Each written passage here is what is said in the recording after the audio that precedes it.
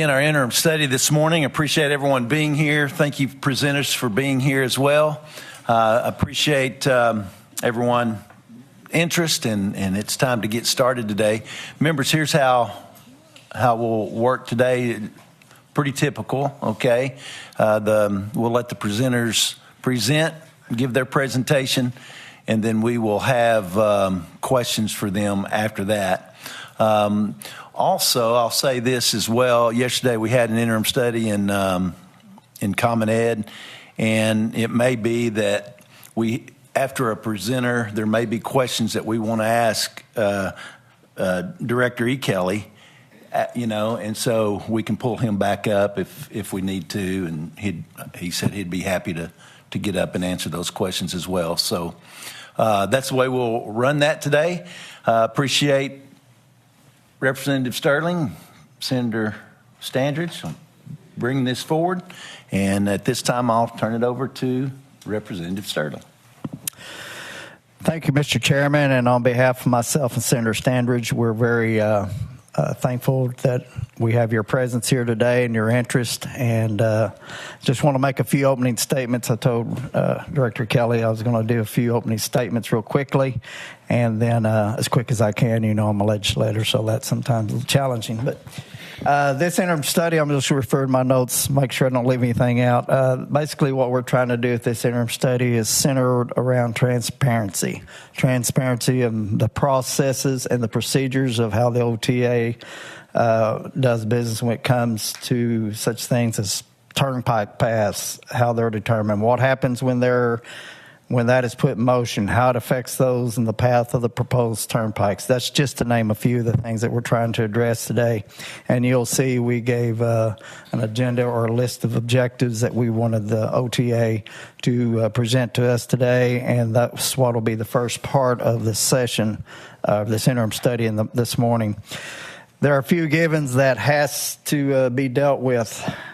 Some of those are how do we as a state accommodate growing traffic flow and those issues in our state. We know that there needs to be some give and take on both sides when it comes to this issue.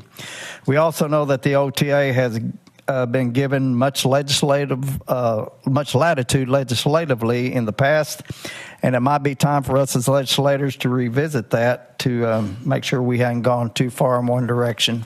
Again, those are some things, hopefully, as legislators today, those that are joining us here in person, we do have some that are joining us online. One thing, and I presented this back several years ago, and this is just reality. There's no saying right or wrong, but perception is reality. And one of those realities was brought to me by a family member when a friend of hers who works for the OTA found out what we were doing, and I related this to Mr. Kelly. I said, that person said, "Hey, we're the OTA. We can do what we want. So you're talking about me is wasting time." And obviously, I know he doesn't want that perception out there. But again, perception is reality, and that's perception from a citizen of Oklahoma. So all our contributors today will be presenting many valid points. That is why we do these studies as legislators, to learn, to listen to reasons why people are either, for lack of better words, pro-turnpike or anti-turnpike. And then there's those we know that are seeking possible solutions that will address both groups' positions. One side is the affected stakeholders, and one side is our agency, who presents themselves as just doing the job by the legislator and state that they were tasked to do. So obviously, this is not a black and white issue. From the OTA perspective, it's not just that turnpikes can move high volumes of vehicles efficiently, effectively, and quickly, but they also are a huge contributor to the economic stability of our state. From a standpoint of the products and goods that are transported through the state and throughout the state and our communities. And also you have truckers, people who are that are using those turnpikes is going to buy food, they're going to buy fuel, etc. So economically, there's that aspect that we have to take under consideration. But on the other side, the affected people, citizens, homes, heritage, etc., are impacted by the turnpikes for pass for years to come. That results in this being much more than just a business and real estate transactions. Lives are impacted forever in many instances. Sometimes it is extremely difficult for us to put a price tag on these life-altering events. So, again, what I'm trying to present here, there's obviously things that needs to be considered on both sides. There's nobody that's trying to intentionally inflict harm. But again, those are some things that hopefully we'll maybe get some direction and clarity on today. And we won't figure this all out today, as we know, but it's very convoluted and we got a lot of work to do. Senator Standridge, any comments this time? Okay. All righty. Mr. Chairman, we're ready to get started. Oh, you. Okay, we'll have at this time our OTA Executive Director, Joey Kelly, and unless he has somebody that's also going to join him. Okay, you are welcome to get started, sir. And let me remind everyone, when you get to the podium, please say your name and who you're with and what you're doing. That way, people online can understand who's speaking at that time. Director E. Kelly, you're free to present. All right. Well, thank you, Mr. Chairman. Thank you for that introduction, and really thank you for this opportunity. Just a little bit to tell about what our processes are. I think there's a lot of misinformation that exists, and plenty of it that in today's world is easily spread through social media. So I did receive a list of questions that I'm going to address. I'm going to go through just a little bit of foundation of what the Turnpike Authority does first, and maybe just talk a little bit about what OTA is. I think that everybody sitting back here to my left and a few people sitting over here on my right are Oklahoma Turnpike Authority employees. They are our directors and our staff that are here to answer any question today. So I wanted to come. While I paid attention to a lot of interim studies this late summer and early fall, this is the first one that has been absolutely centered around us. So I wanted to be able to answer absolutely any question today, whether it be something related to the topic or anything else that comes up, we're prepared to answer. So that's why we have so many folks here with us today. The Turnpike Authority operates 630 miles. We have 491 employees, all that live here in the state of Oklahoma. The bulk of our employees, 200 of them, are in our maintenance area, doing the highway maintenance that you see out on the road. We are staffed for snow and ice so that we can run 12-hour shifts and cover every lane mile of our highway about every 30 to 45 minutes, depending on some things. So that's how we're staffed on the maintenance side. We also have around 200 people that work in our customer service area. So if you call 1-800-PIKE PASS, I hope everybody has a Pike Pass if you live here in our state. When you call Pike Pass, you're talking to somebody who either lives here in Oklahoma City, works at one of our call centers here. We also have one at Walters. We also have one at Tulsa. Allows us to work around network outages whenever they occur. All of the people that work at the Turnpike Authority are Oklahomans. They're all right here in our state. When we get into talking about the property acquisition, the people that we're using, the additional consultants and contractors that we use to perform some of those services are local as well. So we're really local based, and I just wanted to highlight that. So as I said, we operate 630 miles of Turnpike. We have about 5% of the centerline miles of highway in the state of Oklahoma. We represent, though, about 11 or 12% of the daily vehicle miles traveled. So we represent a small piece of the highway infrastructure, but we carry a lot of traffic. We're user fee funded, and we've been able to, which has helped us in Oklahoma as a state maintain very low motor fuel taxes throughout our history, because we've been able to leverage a user fee funded system in the Turnpike. We have 35 Turnpike projects that are in statute, and I'll reference those at 69-1705E. I think we have, the folks that are in the room are familiar with that, and we have visited about it routinely. Our projects are funded by bonds issued by the OTA, and they don't constitute debt of the state. OTA then uses those bonds to fund the design, property acquisition, and the construction of turnpike projects as needed. To issue bonds, OTA seeks validation from the Oklahoma Supreme Court.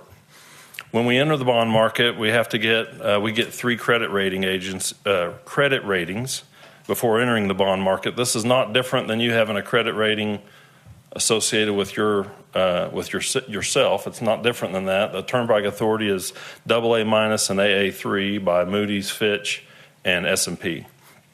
That gives us the best access to the cheapest money when we enter the bond market. It keeps our interest rates really, really low. OTA does receive a calculated amount of motor fuel tax. This is restricted to be only used for debt service. This has been in place since the early 90s.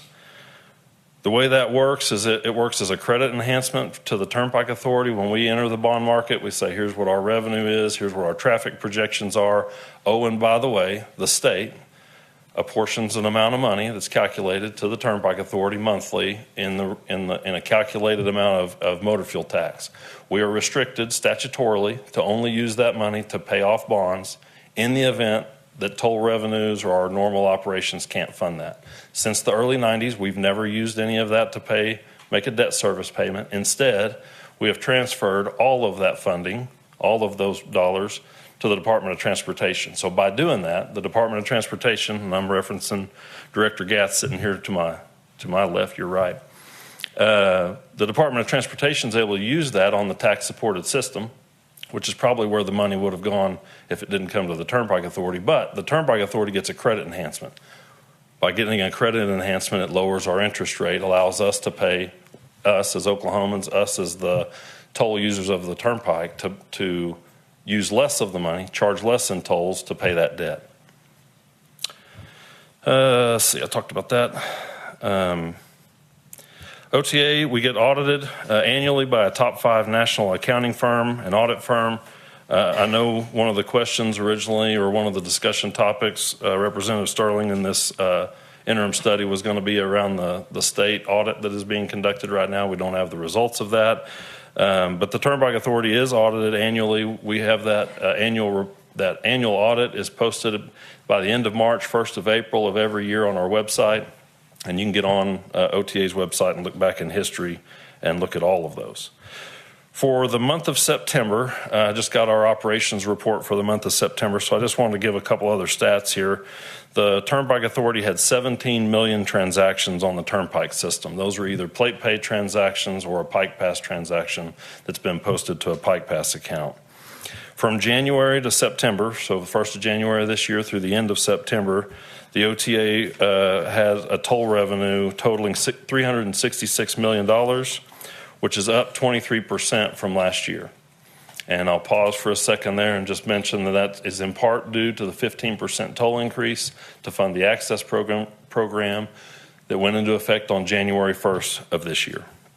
But traffic is up as well. 90% of our transactions are passenger vehicles. So 90% of all the traffic are passenger vehicles. We have toll roads like the Will Rogers Turnpike in northeastern Oklahoma that carries a very significant portion of its traffic that is semi-trucks, heavy trucks. Turner probably follows that number 2, followed probably by the H.E. Bailey Indian Nation Turnpike and some of the ones that carry more truck traffic. 90% of our transactions are passenger vehicles. 10% are 3-axle or more. So that could be a box truck a concrete truck that has 2 axles in the back. That constitutes a 3-axle vehicle. Also, you pulling a jet ski trailer in your pickup truck is also a 3-axle vehicle. And so 10% of our traffic is 3-axle or more. Passenger vehicles make up about 58% of the revenue. So it's 90% of the traffic. They only pay 60% of the revenue. The rest, the other 42%, is paid by those multi-axle vehicles, most namely the semi-trucks, the big heavy trucks. They pay a large portion of the revenue that comes into OTA. We did a calculation this year, really since we went cashless completely on our entire system in November of last year. This is a new number. You've heard me say this before, but I got a new number for you. The new number for us, since now we're Issuing plate pay invoices, we know where the invoice is being mailed to, what state it's going to. We know where your Pike Pass account account is registered to, so we're able to look at the traffic that's on our network and discern whether it is from Oklahoma or another state. The new number is that 50% of our revenue is coming in from out of state. So this year we're projecting to be somewhere right around maybe just a little over $500 million in revenue. That's $250 million in out-of-state revenue. Just a shameless plug, but Pike Pass remains the most cost-effective way to pay a toll. And today we have 3.7 million Pike Passes in circulation. I think there's a little over 4 million vehicles registered in the state of Oklahoma, so not everybody has one, but that is our goal, is to get everybody a Pike Pass so that they can get the most affordable rate on our network. Our transponders, if you haven't heard this before, they are good in Texas and Kansas. That's been in place for a long time. A couple years ago, we brought on Colorado, so they work on E470 Northwest Parkway in Colorado. And then just a couple of years ago, we brought on Florida, so that your Pike Pass is good in most of Florida. The Turnpike, we have what's called the Central Hub, where we share transponder data with other states and share those transactions, so that if you drive with your Pike Pass in Texas, you get their toll tag rate. If they come to Oklahoma, they get our toll tag rate. Our goal is to be interoperable coast to coast. We're working right now with Easy Pass, which is the Northeast region. When we get that in place, it's going to further reduce the amount of plate pay transactions that we have, because a lot of the people who live in the Northeast have an Easy Pass. So we're working really hard at that. With the toll revenue that OTA brings in, we use 45% of that on road maintenance projects. So that's mill and inlays, safety improvements, bridge rehabs, those types of things. 20% goes to operations and routine maintenance. So that's the most expensive thing is snow and ice, the purchase of salt and sand, and the equipment and the manpower. 28% of our brought-in revenue serves the existing debt. So in 72 years that the OTA has been making a debt service payment, we've never been late or never not paid a debt service payment. We also captured in that is that we contract with DPS for law enforcement on the Turnpike system. This makes up 7%. It's about 100 troopers that we're trying to have. I think we're down in the 80s now. If you ask how many are assigned to the Turnpike Authority, we paid for we put a lot of money into the recent academy that is being completed. I think they're graduating 47. When we started, I think the number was 47. When we started this troop academy, the goal was for the Turnpike Authority to gain 40 new troopers. That's not going to be the case now. We're probably going to get a smaller piece of that. A smaller number than that. But mainly, our reason for funding troop academies is to maintain some amount of troop force and enforcement on our turnpikes. We have only raised tolls 12 times in the history of OTA. And during our recent system evaluation that our consulting engineer just reported on Tuesday this week for our system, we have seen a tremendous increase with our dowel bar retrofit and diamond grinds and some of the other surface treatments that we've done, that our ride quality on the turnpike is up significantly just in the last couple of years. So we've taken some very old pavement, done a little rehab, reinvested in it, and really improved the ride. Okay, I just wanted to give a little bit of background and a little bit of history. So I appreciate everybody letting me do that. I know that I was given a list here of some questions. Representative Sterling, if this makes sense to you, I was going to read the question. We have thoughtfully gone through some answers with a few folks, the experts on our staff. We get into too many questions. I would like the ability to maybe call on somebody at the time we get to that. I apologize. I failed to ask you at the onset of this. Would you prefer questions as you go along on this, or would you prefer everything at the end? Because I know you're going to present a lot of information to us. So thank you for the question. The way the questions laid out, we kept them in the same order. So sometimes we may answer a question that you may have on an early topic in a later topic. So I think it might make the most sense to go all the way through it.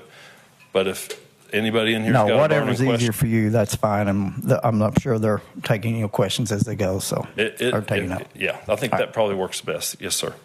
Okay, so the first overall category, sorry for one more question. Does everybody have a copy of the questions? The legislators that are in the room?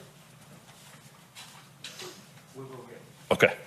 Well, until then, I'll just go through this so we can all be on the same page here. So the first category, we have two categories to cover today. One is right-of-way acquisition. We're going to get pretty well in depth on some of that.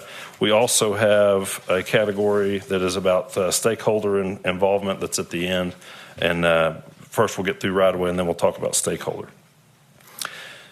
So the question is, explain in detail the OTA's right-of-way acquisition policy regarding landowner rights. And so what I'm about to say is the answer. So the U.S. Constitution and the Oklahoma Constitution ensure that private property shall not be taken or damaged for public use without just compensation. OTA's property acquisition policy is based on Oklahoma state statutes. What OTA does to protect landowner rights is similar to any entity that that purchases property or has the ability to use eminent domain. That is, that we treat landowners fairly and pay them just compensation. What we do to accomplish this is hire an independent certified appraiser who must follow the professional standards of their field. We also hire a second appraiser to review the appraisal offer. The initial offer is the starting point, and we're willing to negotiate with landowners. Ultimately, if we cannot come to an agreement, we must let the courts decide what is a fair compensation. I'm going to talk a lot about this and give some more numbers a little bit later around some of the other questions. Next question that we had was, what information regarding landowner rights and right-of-way acquisition is available on OTA's main website at all times, not Access Oklahoma website? So today, I think, and I'll look to our IT people to double check, but I think we have four websites that we are operating: Plate Pay and Pike Pass, two separate websites depending on a customer transaction. We have the .gov website, which every state agency has an AEM.gov website. And that is where, if you're doing business with the Turnpike Authority, that's where you're going to find a lot of our reports and things like that. And then we also have the Access Oklahoma website, which is really targeted just to the Access Oklahoma bond program, the projects that are ongoing, and we're trying to provide updates on that website. So OTA's government website has easy-to-find links to the Access Oklahoma website. We have pointed through our public meetings and through QR codes, websites that we've shared, and every time that I'm at a microphone, I talk about visiting accessoklahoma.com to find details. And even when I'm in a meeting with somebody who's or a city or a county, we are operating, usually conducting that meeting, looking at the GIS map that's on accessoklahoma.com. So we use it. It is the best place to get information. Also on that website, on accessoklahoma.com, the landowner rights and property acquisition information may be found. OTA acquires property as part of large programs, such as the most recent one was Driving Forward and the Access Oklahoma bond program. Both have dedicated websites that are heavily promoted to the public, with this information available in one place for ease of the public's use. So we've, through our website development, and as we've maintained that, sometimes we've posted links that get you from, when there's a major topic that comes up, we've posted links on two websites that go to the same page, just trying to provide the most information. When this program was originally announced, the right-of-way acquisition piece, we did a couple videos, we did several things along those lines, and we've refined it. It got a little bit cloudy because we got a little bit too much information out there over the course of a year or two, and so we've cleaned that up recently, and so it's pretty streamlined at this point.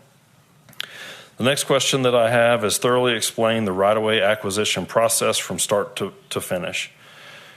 So once a authorized turnpike project is determined feasible, the OTA will announce it to the public. Next, we begin the engineering and design work to get far enough into the design to know what the right-of-way needs are. So typically, right-of-way needs are fully known once we hit a 60% set of plans, which is when we can confidently communicate to anybody what a taking would be, whether it be partial or total at that point.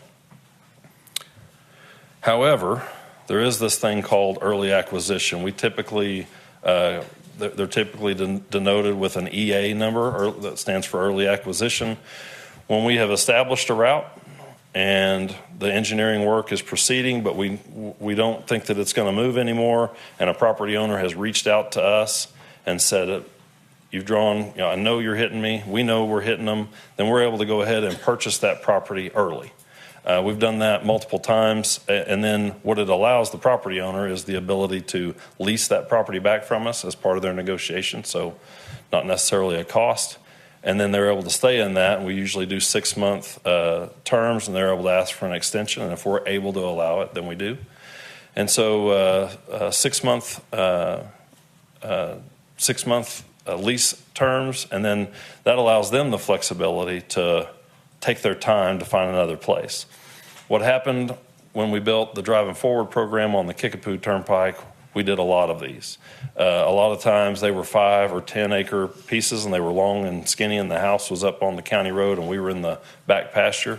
But it was a big enough impact to their cattle or sheep or farming operation that they had that they requested that we purchase the total property.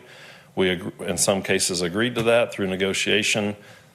Typically, they would sign this 6-month lease agreement, and usually once the check cleared, within 3 or 4 months, they found another place that they wanted to move to, and they'd call us and tell us that they were vacating. That's typically how that goes. Landowners are first notified by letter that their property may be needed for a state turnpike project. That's coming from us. This letter contains contact information for the right-of-way agent assigned to this acquisition, and this agent will be the main point of contact throughout the process. So we have contracted with multiple providers. These are the same folks that have done in the past work for us, work for the DOT. They work for counties and cities in property acquisition. We also, some of these folks have come on that have done some highway work in the past, but most recently they've been doing pipeline work. And so it's the same folks doing the property acquisition for us. So we determine fair market value is determined by the independent state certified general appraiser. And the appraiser, after we've sent this letter, the appraiser will reach out to the property owner and do a scheduled site visit, so that the landowner can walk our land folks around and show us the things that we don't know about, or maybe they're not captured in any other document anywhere that we're able to get to. So they're able to take us around and show us the property and give us any details that we need.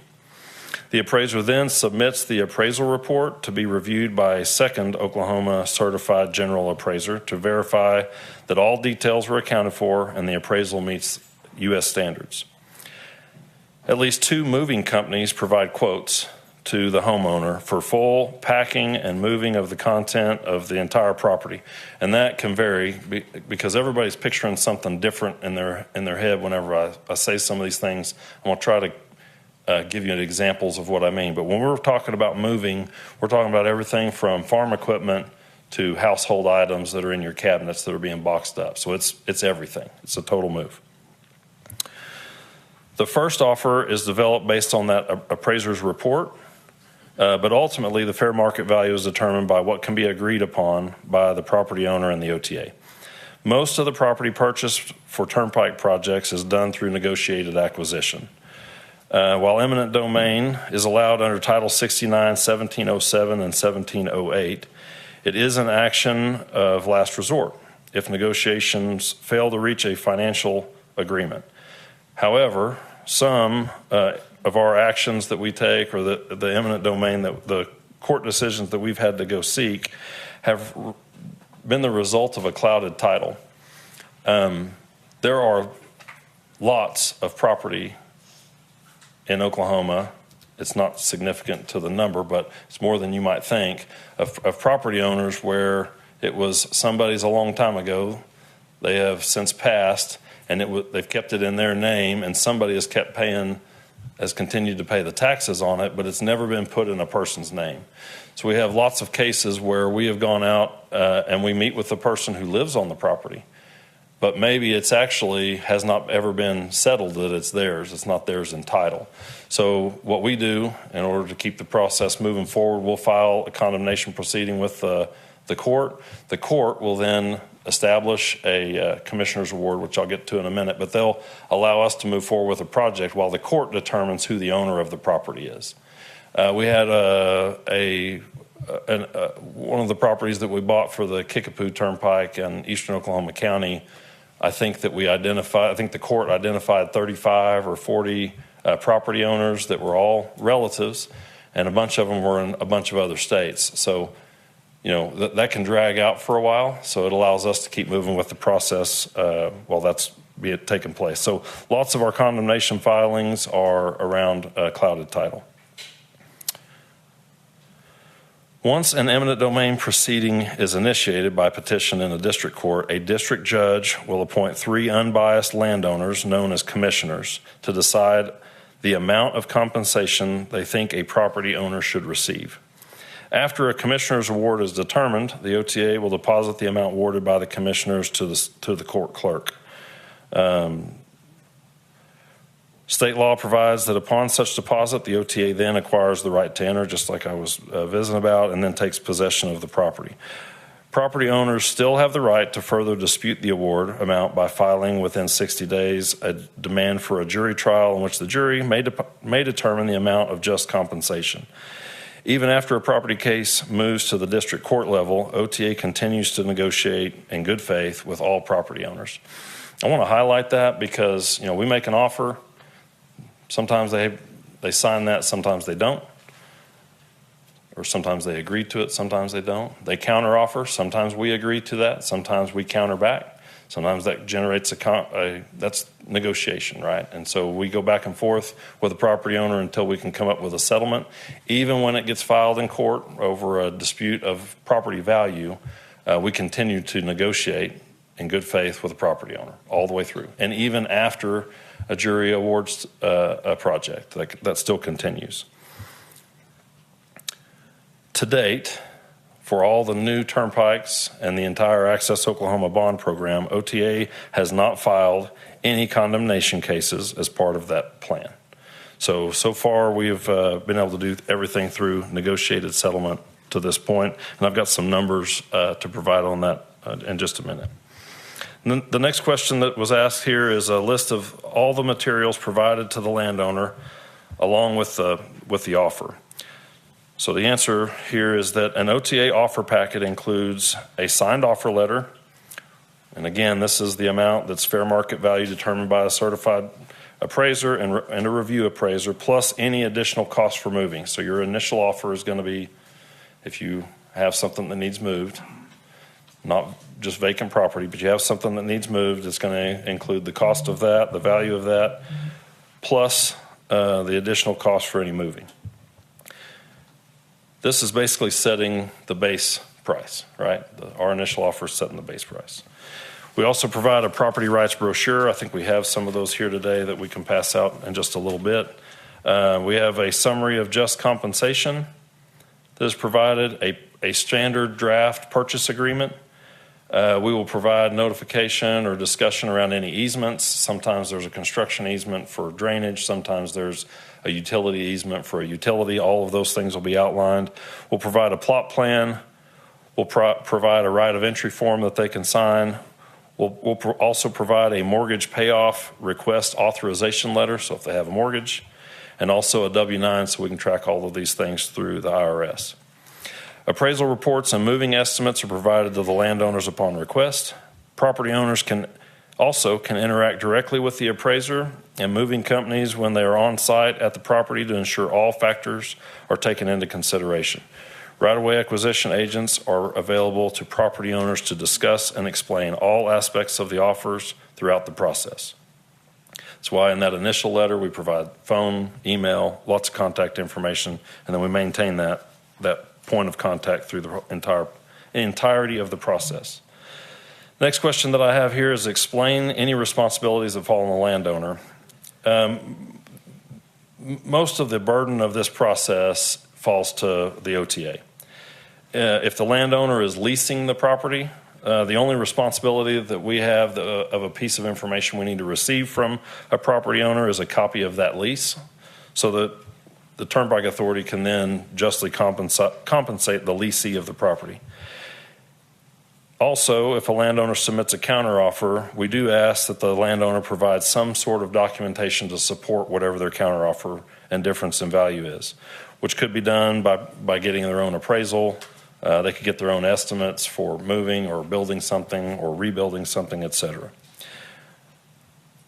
How are landowners compensated for costs associated with relocation? This is the next question. How are landowners compensated for costs associated with relocation? And there's an entire list here. It talks about, and these are some examples that can change. Higher interest rate on new property, higher property taxes on new property, tenant compensation for residential or business tenants receive any compensation for their displacement, or what if they have to find a place with higher rent or a higher commercial property lease, closing costs on a new property, realtor fees associated with the purchase of a new property, utility deposits, compensation for time, since landowners have to sometimes take off work to meet us through this process.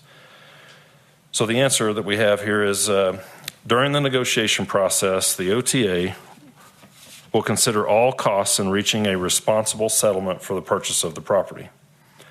Once a final price is agreed upon, the landowner or the tenant can utilize the funds as they see fit. Original offers include moving expenses, if applicable, and then negotiations occur to discuss other items the individual feels may impact them as a direct result of the project. OTA pays all closing costs on all of our acquisitions and the cost to clear and any costs associated with clearing clouded titles, all of those proceedings that are filed. The next question we have here is relating to what's the difference between OTA's process and the Uniform Relocation Act. And the question reads, I'm going to read the question and I'm going to clarify a little bit different question. Clarification of whether there is a difference between the Uniform Relocation Act, I'm going to call that URA, process that ODOT must follow compared to the process utilized by OTA. The URA is a set of laws applicable only when federal funds are being utilized. When ODOT uses federal funds, which they don't always have a project that's federalized, but when ODOT does use federal funds to purchase a property, they are bound by the constraints of those regulations. OTA projects are funded via bonds, and the authority operates under Oklahoma statutes regarding acquisition of property for public use. The federal mandates of the URA do not apply to OTA because of the bond funding that's used.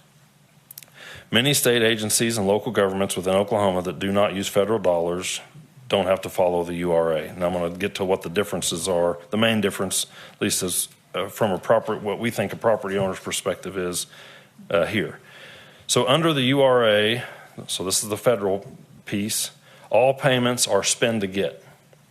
Quote unquote, spend to get. So you, the property owner, have to spend the money in order to get the reimbursement from the feds. So under the URA, all payments are spend to get or considered to be a reimbursement of benefits. This means that actions or expenses must occur before reimbursement occurs. They are non-negotiable as they represent a reimbursement of funds or expenditures up to a specified threshold, which is calculated and pre-approved by the entity. Again, this is not what the Turnpike Authority does. This is what the Turnpike Authority does. OTA has developed a program that enables consideration of all components within what the URA would usually cover without the limitations and cumbersome process of obtaining reimbursement or approval. This is done through the counteroffer process in which property owners or tenants discuss their concerns and needs, then outline an acceptable price point to cover these concerns. Once an agreement is reached, the owner or tenant receives all funds up front without the need for reimbursement. This process, the URA process, can be lengthy and cumbersome for property owners to navigate, ensuring they receive every reimbursement to which they may be eligible. And let me give an example. So for moving costs, ODOT is, I'm going to use ODOT. ODOT is using federal funds. They've got a federalized project. They come in, you have a shop building full of stuff, and you get a quote to move it, and it's $10,000, and then you only spend $8,000 a couple months later when you actually hire a mover to come and do it. You only get your receipt reimbursed. and sometimes this can take a few months. For the Turnpike Authority, you get a couple quotes that are $10,000. We write you a $10,000 check. What you determine or how you move is up to you. If you hire a moving company and spend that amount, then or spend $8,000, then you've netted $2,000. If you decide to move yourself or you take a few months and do it on your own, you net the whole thing. So that's the big difference for us as we see it between the Uniform Relocation Act and what the Turnpike Authority's process is. Next question that I have on here is explain which cost approach is used for replacement, relocation value, or something different. Oklahoma law requires that property owners receive just compensation, which includes the value of the property needed for a public project, but also any negative impacts on remaining property. The fair market value is determined by an independent certified general appraiser who follows the uniform standards of professional appraisal practice. The OTA starts negotiation at the appraised value plus moving costs. But the final settlement value is determined through negotiations between OTA and the property owner or the tenant. When an agreement cannot be reached, the value is determined through a condemnation proceeding by either appointed commissioners, a jury, or through continued negotiations between the OTA and the property owner. The next question I have is in regards to the new alignments, the East-West Connector, South Extension Turnpike within the study corridor. Basically, I asked for some numbers, and I'm going to give those numbers now. We got this question. We worked on this last week, so these are very fresh and as fresh as we could estimate at this time. So the 28-mile-long East-West Connector Turnpike is in varying stages of design. Some of it's at 60%, some is at 30%, some is just getting restarted again. And the South Extension Turnpike is one of the pieces that is just getting started again. So I'm going to give you some estimated numbers. I'm reading a long disclaimer here, but these are some estimated numbers based on what we know today. And as previously stated, once OTA reaches 60% design, these estimates will be updated. So in 2020, late 2022, we did an interim study, and I think our number at the time for homes impacted was 225 to 250. That was our estimate. Today, so I want to give that old number, and now I want to give everybody what's updated here. So for the East-West Connector, and so that is from I-44 in Newcastle, east across the river, east to I-35, east out between the north side of Lake Thunderbird, all the way to the south side of the Kickapoo at I-40. We have an estimated 181 total takes and 177 partial takes, totaling 358. Of that 358, the next question that you're going to want to ask me is how many of those do we think that we're impacting a home? Of those, that includes 139 housing impacts. Next set of numbers, again, this is even more raw because we're just re-beginning the, one last bullet point on East-West Connector. So far, we have purchased 30 parcels through negotiated settlement, and we have an additional 15 under contract right now that will be closed on in the coming weeks. So altogether, 45 parcels we've reached some sort of an agreement or between agreement and being closed on. We also have additional, I don't have the numbers, but we have offers that are out and negotiations that are ongoing right now. For the South Extension Turnpike, so these are these numbers, total takes is 84 estimated. Partial takings are 76 estimated. Total 160. Of those, there are, and this is still varying because we're still in the early piece of design, but we've got between 66 and 75 homes. So this really completes the right-of-way acquisition process. And again, we'll take some questions in a minute, but now we're going to move into the stakeholder involvement piece of this questionnaire that I was provided. So these are all going to be around stakeholder involvement and pre-planning, those types of things. So explain the public involvement events that took place prior to February 22nd, 2022. Were there public meetings? If so, when and where? Was the public presented information and given an opportunity to submit comments? If so, when and where? And were community stakeholders consulted? And if so, how? So the turnpikes are first, all of our turnpike projects that we undertake are first authorized in state statute. We met and continue to meet with communities along existing turnpikes about projects, access points, and area improvements since the turnpike system was created in the 1950s. So we continually meet with stakeholders, people that are asking us for an interchange, people who want us to, communities, county commissioners that want us to make improvements to our network. I will tell you that in years past, prior to up to really 2022, 2023, those have always been a challenging conversation because we were still collecting cash. When we went cashless in late last year, completely across our network, it allows us to now connect in places that we couldn't before because it would have required all of this additional tolling infrastructure. Now, just like with the DOT system of interstates and four-lane divided controlled access highways, if it makes sense and it's going to carry some traffic, we can do it. So we really, when we talk about the Access Oklahoma Bond Program, we did our very first little study on the Turner Turnpike about interchanges and what they might look like, knowing that someday we were going to six-lane the Turner Turnpike. I think in the summer of 2020, we designed design concepts for all the communities where we thought that at some point we'd be able to add additional interchanges. At that time, we'd get to the end of that conversation and they would say, we want a diamond, or we think this would work, or we think that would work. We'd get to the end of that conversation and they would say, okay, we've established that this is going to be best for us. What day are you going to build it? And at the end of all of those meetings, I said the same thing that I'm going to say now, which is the next time we do a bond program, the next time that we widen the Turner Turnpike, oh, and by the way, we'll probably have to raise some tolls a little bit to do that. You need to be thinking about that there's a cost to any of these major improvements like that. So we started as early as 2020 on parts of Access Oklahoma. This question, though, I think is really related to the new alignments on the south side. The east-west connector was added in statute in 87, the south extension in 1993.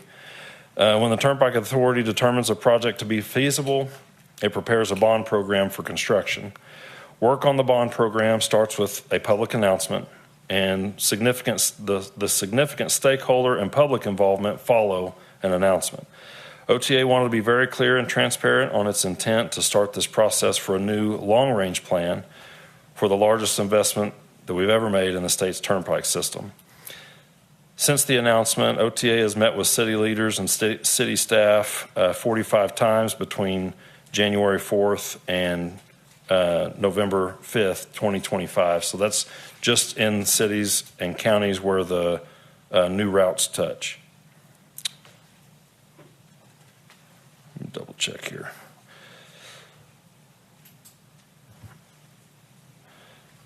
So I thought this was right here. Maybe I'm missing it. 1 second, I apologize. Okay, so in one of these additional questions, I'm going to address a little bit better the things that happened around the new alignments between December of 2021 and late February 2022. So the next question that I have is, was the FHWA planning process utilized in planning of the proposed toll roads in Cleveland County or not? As stated earlier, these new routes were added in statute in 87 and 93. And then I have a long history here to read through, but I think this is pretty important. Following the 1989 bond program that built the first phases of the loops around Oklahoma City and Tulsa, which included the Kilpatrick between Hefner Road and I-35, and also the Creek Turnpike from US 75 over to US 169, several feasibility studies were completed in anticipation of these new routes. It wasn't until the late 1990s when the OTA was ready to take on the next bond program, which built the west side of the Kilpatrick Turnpike between I-40 and Hefner, and the east side of the Creek Turnpike between US 169 and US 412. In 1998, congestion on the I-35 corridor, and you have to remember that I-35 in 1998 was 4-lane, Congestion on the I-35 corridor in the Oklahoma City metro area led to concerns about ozone and maintaining federal clean air attainment status. Non-attainment status results in extremely onerous and costly conformity requirements that impact all citizens in the area. This issue still remains a concern for today. The concern in 1998 led to the need for a completed outer loop expressway system study, which was identified and east of I-35 study. A $375,000 planning study and federal major investment study was approved and funded by ACOG, ODOT, Authority. The intention of the study was to plan and preserve the route, locations for future construction, and serve as a blueprint for future transportation needs and allow communities time to prepare for these future routes and preserve them through zoning and right-of-way protection. Because the study was done independently of financing, it was not determined, and it wasn't even talked about in the study, how these were going to be built, whether they would be tax supported, bond funded, or tolled. The study evaluated numerous concepts and included public meetings. It completed in 2006, recommending the outer loop west of I-35 to serve the west portion of the Oklahoma City metro area. The results of this study were carried forward in the ACOG long-range transportation plans. ACOG does not plan for turnpike routes, but does put placeholders in its plans for projects that do not include federal funding, such as turnpikes. This was followed by OTA's announcement of its Driving Forward program in 2015 that included two key components of the Oklahoma City Outer Loop: the extension of the John Kilpatrick Turnpike from I-40 south and east to State Highway 152, as well as the construction of the Kickapoo Turnpike between I-40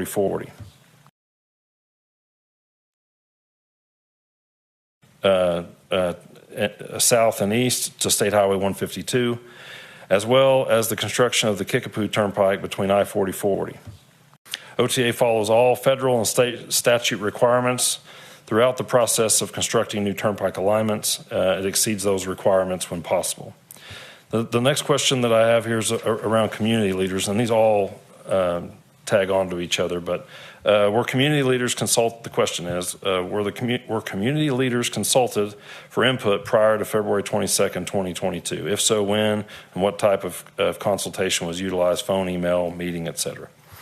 So the then Secretary of Transportation, Tim Gatz, told the board during the director's report in December of 2021, during that meeting, that the OTA was preparing to make an announcement in early 2022 about a new 15-year long-range plan to complete the Oklahoma City Outer Loop and build an alternative route to relieve congestion on I-35, as well as add interchanges throughout our network and widen the much-needed widening and fund the much-needed widening of the Turner Turnpike and a section of the Will Rogers Turnpike, as well as make some other major improvements. We've done some other things in access as far as pavement replacements and things that are just a big project, big bridge rehabilitations even. Between the December 2021 and February 2022 board meetings, OTA met with numerous city managers, public works directors, mayors, city councilors, county commissioners from Moore, Norman, Newcastle, Noble, Purcell, Oklahoma City, Cleveland County, and McLean County. These were in-person meetings followed by numerous phone calls and emails. That does not include the list of people that we met with from all over the state that were near or were concerned or wanted to talk about one of these added interchanges. OTA has participated in 45 meetings between January 4th, 2022, that was the real start date, and November 5th, 2025, with community leaders and city staff and the impacted communities. These are all just for the new routes. And almost half of those meetings, 22 of them, were specifically with the city of Norman.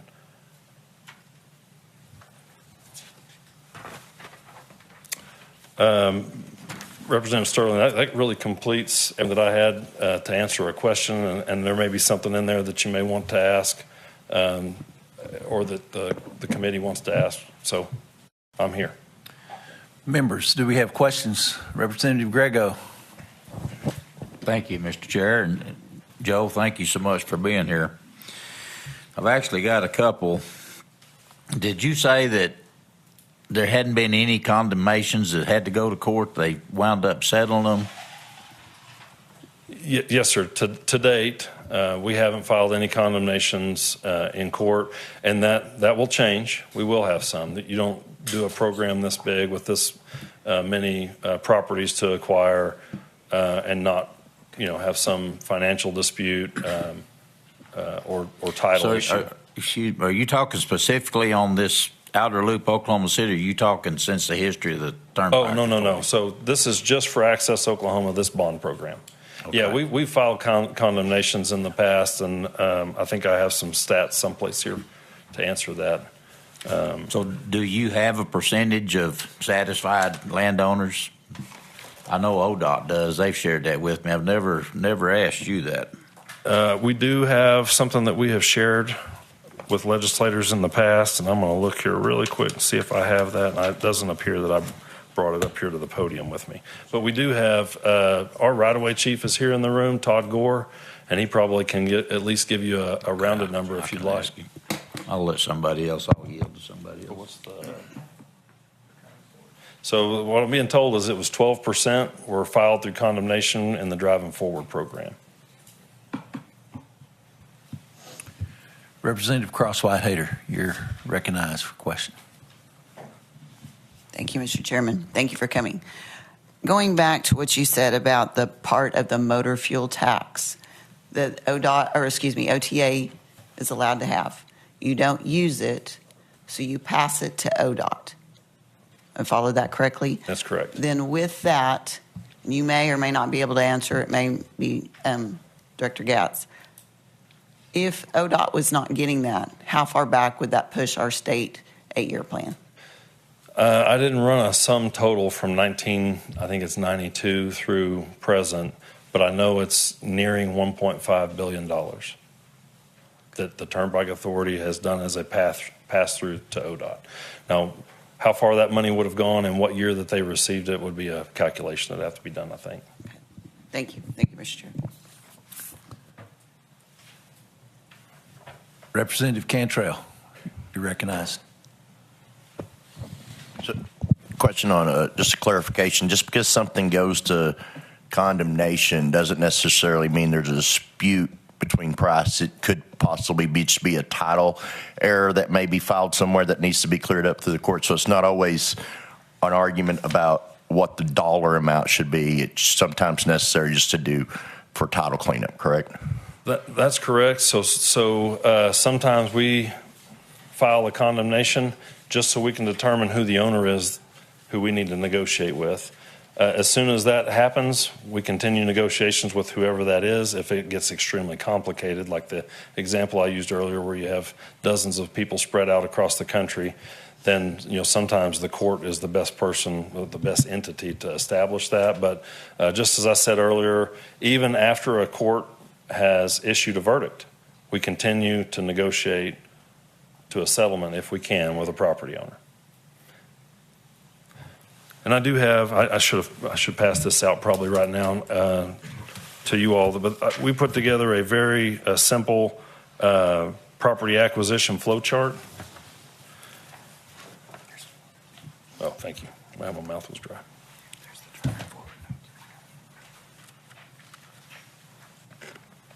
That I could talk through really fast if I could. Wait till everybody has it. And I was just provided the driving forward notes that I just didn't have printed out, but the numbers that we are providing here are 914 parcels of property, 109 condemnation cases were filed, which is 12% of the overall. 57 of those 109 were due to financial disputes. That's the reason they were filed. Most of those settled, just as I stated, through negotiations. Only 12 went to a jury trial.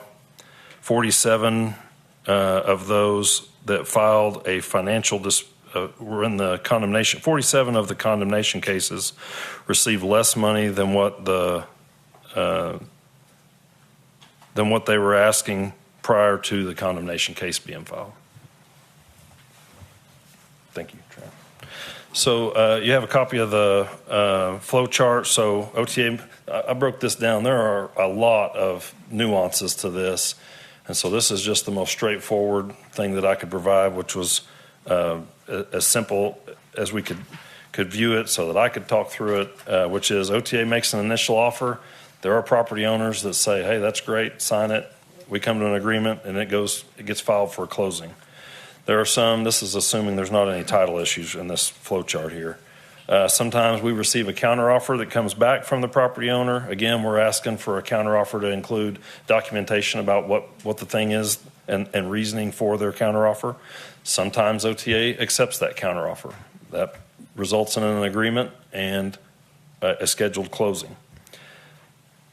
Or we go back again with another negotiation and say, yeah, we can justify this piece of what you provided, but we can't justify this other number, and we don't know where you're getting it. Continue to negotiate. Sometimes that results, and it usually does, in an agreement. So by that third green box that says agreement on there, that's where most of those cases exist. If there is some still dispute about what the value of a property is, then it will go into the condemnation proceeding, which will result in a commissioner's award. Sometimes the commissioner's award results in an agreement, and that's still just OTA to the property owner. Sometimes that commissioner's award sets a new baseline for us it's a new number and it's independent. So we have our number that was independent to OTA. You have your number as a property owner that's independent to you, and now we've got a court-appointed 3 commissioners that are unbiased that have established another number. So we have 3 numbers to compare, and that allows us to continue to negotiate. Sometimes that results in an agreement and then a closing. Sometimes that results in going all the way to a jury trial. So that's in the numbers I gave a second ago. I think that was 12 that went to jury trial. That's where we are now, out of over 900. And then of the ones in a jury trial, if it goes all the way through, and again, part of that is mediation that occurs, sometimes multiple mediations that occur with property owners, their attorneys, our attorneys, experts. Sometimes that results in an agreement. Sometimes if it goes all the way through the trial and they issue a verdict, sometimes that results in the property being closed out. But either party at that point is able to appeal. So if the property owner feels like the court didn't take something into account or feels like a mistake was made, they can file an appeal. Turnpike Authority can also file an appeal. If an appellate court approves that, it goes back up to trial again. Main thing is to note is that at the Commissioner's Award stage, which is in the middle of the page, the Turnpike Authority will have paid money, what they determined, to the court, and that property owner is able to pick that money up from the court. They're entitled to that. Thank you for letting me go through that. You bet. No problem. Senator Standridge, you're recognized. Thank you. Thank you for being here today. Can you explain the process to me of someone who owns a property and the turnpike will go close to it? None of their property will be bought or the turnpike won't go through it, but their house may face the turnpike and have to deal with the noise and such. What is your remedy for those people? So you're talking about a neighboring property that does not, there's no property acquisition that's determined through the engineering plans that need to take place. I think I mentioned this earlier, but every property acquisition is unique. They are all very, very unique. So the picture that you have in your mind of what this scenario looks like is not going to fit the one that I have. But I can give a couple of examples that occurred during the Driving Forward program on the Kickapoo. On the Kickapoo Turnpike, I forget exactly which streets it's in between, but there were properties. There was a neighborhood that had a street. Turnpike was going north-south here. Just to the east of it was a line of a city street that had some houses on each side, and they were, I'm going to forget, but 2 to 3 acre properties, okay? And there were 5 or 6 houses there. So what we needed, and turnpikes are really straight. We can't curve them around every neighborhood, and that's really the worst part. But because they impacted the back of the property, all of those, that entire line of houses, which I think one was under construction and just a couple others have been built, but there were several property owners. They all said, hey, we don't want to live here in this location. And I think it was a county road. I don't think it was in any city, this other vertical street or north-south street. So we purchased the total takes of all of those properties. We worked with the county to realign the city street to the western edge, in this case, of that property. And then we're able to transfer these little bitty remainders of property to the property owners. So those people ended up with a bigger lot. You know, we did a similar thing on the John Kilpatrick Turnpike near State Highway 152. It was a platted neighborhood. Some of the city streets had been put in. We went right through an area that had no houses or didn't have much built there yet, or nothing was built, depending on where you look. But it created a line of backyards that had a fence, and then turnpike property behind that up to where our right-of-way fence would be. So we worked with those property owners to extend their fence all the way back and got that property transferred to them. So for neighboring properties, you know, if you're down the street a mile, there's not a lot. We do noise studies. So we analyze, we have a pretty strict noise study analysis that's actually, looking for sound impacts to houses. If it meets a certain threshold, if it meets a certain cost threshold, then we do build sound wall. If you've driven the John Kilpatrick Turnpike or the Creek Turnpike in Tulsa, there are multiple locations where the Turnpike Authority has built sound wall. We have also, in areas where that doesn't work with the sound wall, we've worked with them to build privacy fences, some of those types of things to help with some of the noise. We also, along these same lines, have done landscape agreements. If you've driven the Turner Turnpike near Sapulpa, the Driving Forward program impacted a landscaped area in the middle of I-44, right at the end of the Turner Turnpike where ODOT picks it up at 149th Street. If you can remember, if you look on Google Earth and turn back the clock, there were trees there. We found the agreement for the original planning, and there were a bunch of trees. And now through the years, they had died, and so there were just a handful.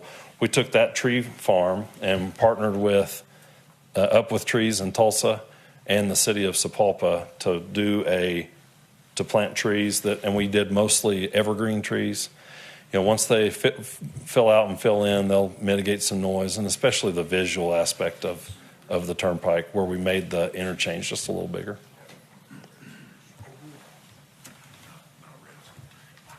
I'm sorry.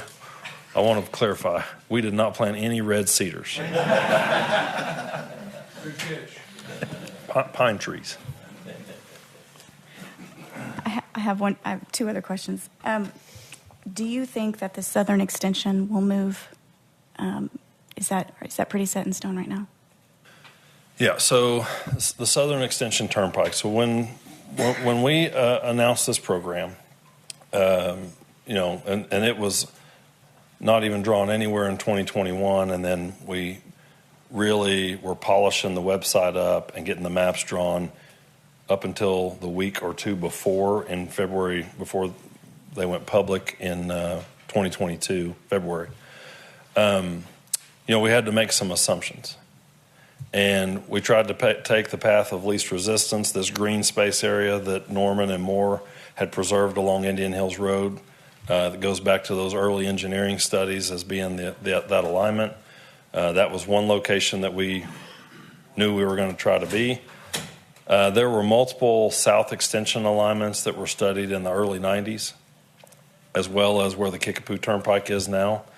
And due to the time delay between the 90s and 2015, when the Turnpike Authority announced the Kickapoo Turnpike, development had pushed out that direction. And it's not that it couldn't have been done, it's just that it wasn't the right thing to do to build further west. So we went to an area where we could cross the river in a good location, the North Canadian, now Oklahoma River, just north of 23rd Street, US 62. We went to a location there that would cross, and then again, turnpikes need to be pretty straight, so that set what that alignment would be. When we talk about the south extension, a similar process was followed. And I've heard people ask about the Bureau of Reclamation. And I know you didn't ask about this, but I'm going to get to the exact answer here. But the Bureau of Reclamation application is not a lot different than you applying for a building permit, maybe in your city or wherever your jurisdiction is. You don't just walk in and say, I want to build something. You have to have some set of plans. You have to put something together. So we had to do some survey. We had to do some engineering. We put together where the ordinary high water mark was. We put together where the lake property was. We put together where the lake surface elevation was. And we went to the Bureau of Reclamation and said, look, we're going to span everything that's water. We're going to get all the way across the lake. We found a good location. It's federally owned. It's as far away as we could get from Norman and not get into the lake, as far west of the lake as we could be without being in it. So that's how that process went. We filed that application as soon as we were able to. They responded, I think, as soon as they were able to give us better direction. That is the main reason that we needed to move west. We crossed the lake in 2 locations. One was pretty small. We could have just moved a few hundred yards. The other one was closer to a half mile, I think. And so when you start moving to the west, there were neighborhoods we were trying to avoid. We also received the AIM-Norman development plan, as well as a similar plan, I forget the name of it, that Noble had put together. And we were trying to walk the line of putting the turnpike in an area that's the least impactful, has the least environmental impacts for water and for creeks and streams and all of those things.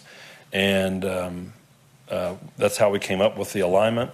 It is possible that it could tweak a few hundred feet here or there, but I think the alignment, Senator Standridge, as you see on our website, even if we changed it, I don't think you'd notice very much change. It's going to be very minor. And again, the process we're going through right now is we're doing some survey, doing some ground truthing survey. The design developers are back on board proceeding with that design. And so when they identify something, they're going to call it to our attention, and we'll see if there's something we need to make an adjustment to. But I go back to what I said earlier, turnpike's got to be pretty straight. And so it's not going to move very, very much. You recognize. Thank you. One more question. Can you tell me why the route chosen takes Indian Hills Road instead of moving further south and winding into Highway 9, please? Yes, I can. So the connection at I-44, let's start over on the far west side. The connection at I-44, we connected where an interstate and a state highway come together. ODOT was rebuilding the interchange or doing some major work there. That made sense. Unfortunately, big development of storage units and some business commercial development was just east of there. Unfortunately, that lines up terribly with the alignment of the South Canadian River. It makes for a long crossing.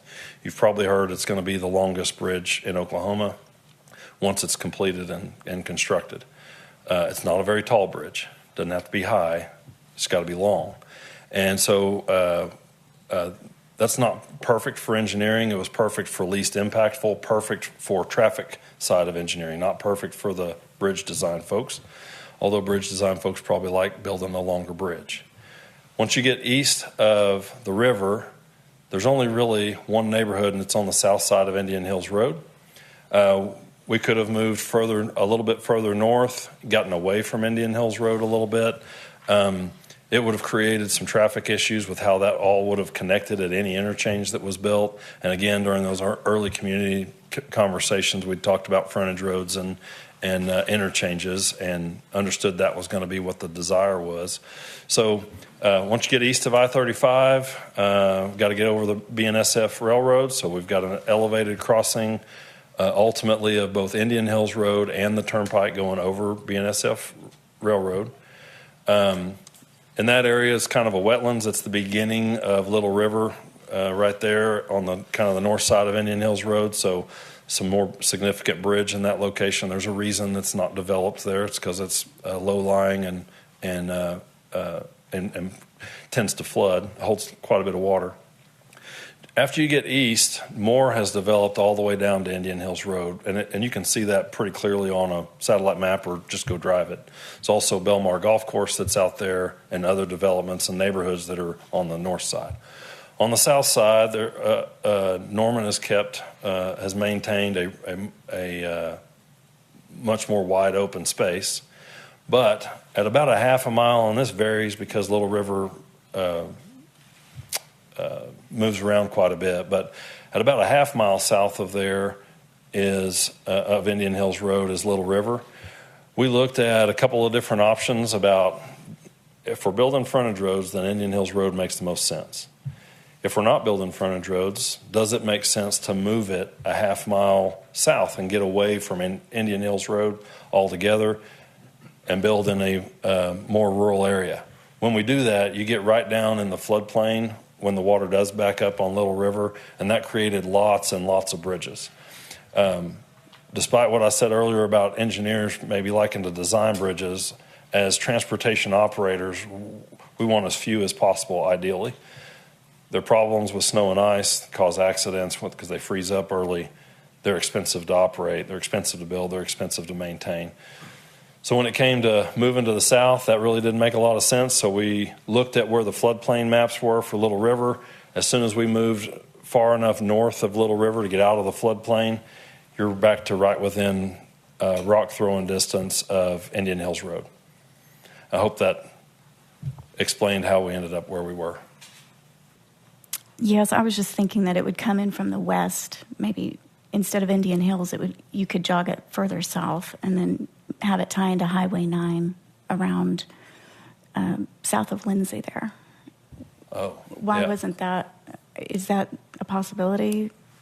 Yeah. So I'm having trouble seeing that exactly what you're saying on a map. For the alignment for the east-west connector, I mean, we've purchased a lot of the right-of-way on the west side of I-35 at this point, but the further you go south, right around Indian Hills Road is the only place there's really a gap and lack of development. I go back 20 years driving back and forth to Norman, and there used to be a gap between Oklahoma City and Norman, or between Moore and Norman. And now there's a 200-foot gap right at Indian Hills Road. That's it. Everything else is developed.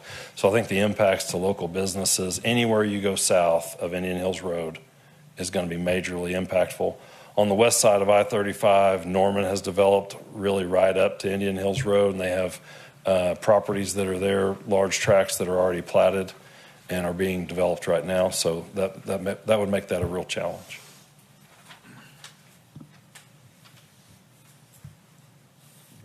Representative Stairs, you're recognized. Thank you very much, Mr. Chairman. And Director, you're doing a great job just with communicating. For me, it's a lot of information, very expert information. Thank you for this. I do have some clarity questions for you. Okay, first of all, starting here, if you could tell them to hold that, I'd appreciate it. Let's see, on the condemnation. If you could define that for me, it sounds like that condemnation, that's when you bring in 3 different entities, is that right, called commissioners? Mm-hmm. And who are those commissioners? So where it says condemnation on here, that is the process of eminent domain. So when you hear people talk about the Turnpike Authority purchasing property and utilizing eminent domain, this is where that kicks off. And so that's the condemnation process. We file at a court and say, hey, we need these properties. The court, the judge, appoints 3 commissioners. We don't appoint them. This happens. We're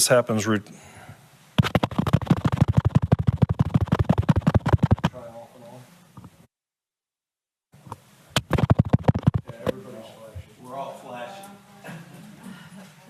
Use your outside voice. I can do. My mom says I was born with one of those, so I'll talk here. Oh, it just came back on. Is it back on? Bingo. Back on. I'm back on. Okay. All right. Thank you. So the court appoints those 3 commissioners. They are unbiased locals, typically appraisers or real estate folks that are in real estate, there's usually a handful or a pool that they pull from, that the court pulls from to choose for that. The same court commissioners that are in Cleveland County, for example, that'll be put on the same pool will be used to select our commissioners that they would use to select Cleveland County, an ODOT project in Cleveland County, City of Norman, anybody who has something that goes into the court like this. Thank you very much for that. And then next of all, in this process, as a property owner, if they continue down through this process, I'm assuming the property owner is responsible for all the expenses incurred through a legal process with attorneys and court and all that kind of stuff, correct? So that can be true. So there is a statute that just recently changed this last legislative session that changes the reimbursement of attorney's fees, changes it from being so the way it worked before, the way it worked last week versus this week. Last week, if you'd filed this would have been, if the commissioner's award, let me just try an example. This might be the best way to tell it. The Turnpike Authority comes out and negotiates. Does not matter what the Turnpike Authority has offered. Could have been $1, could have been really nice property, could have been $1 million. When it goes to condemnation and the commissioners appoint, the appointed commissioners come back with a commissioner's award that's $400,000. Let's do $450,000. I think my math worked better here. If it comes back and it's $450,000, and maybe the Turnpike Authority had offered over $700,000, maybe more than that. But that's not entered into the court. The court's not aware of any prior negotiations or any of the offers. So they go out and they say, no, this place worth $450. Turnpike Authority pays the court $450. Property owner's able to go pick up their $450. Haven't settled this yet. If the landowner comes back and goes, hey, I'll take that $700 now, or I'll take $750 and you can tell me I'm gone, or you can count me out, then that's for the Turnpike Authority to decide if we'd made that previous offer to maybe honor it now, which we probably would, and sign them and settle them. If it goes all the way through jury trial and the jury awards anything more than 10% above the commissioner's award, so it was $450, if they award $1 over $495,000, with me, if the jury says $495 and $1, then the Turnpike Authority or the condemning entity, and this goes, I think, for everybody in the state, county, city, state, then the attorney's fees for the property owner are they're awarded those, or are able to be awarded by and paid for by the condemning entity. That changed this last legislative session to something that disincentivizes an attorney. I mean, if you're an attorney, and I know there are probably some here, but if you're an attorney and you get a really low commissioner's award, and the Turnpike Authority had already offered you a lot of money, way more than that, then you're pretty certain that you're going to be able to get a jury to award that number, because you're going to talk about some of these things, how we did our appraisal. You are assured that you're going to get your attorney's fees paid. Attorneys get paid typically by the hour. So you need some time, right? Which includes a jury trial. The change that's been made, and I think it's a good one, the Turnpike Authority thinks it's a good one, changes that to the higher of the Turnpike Authority's offer price or the Commissioner's Award. So it works in the opposite way too. If the OTA had offered some low number, Commissioner's Award was higher, it still has to be higher than 10% above whatever the last and final, either the higher of the Commissioner's Award or the last final offer of the Turnpike Authority.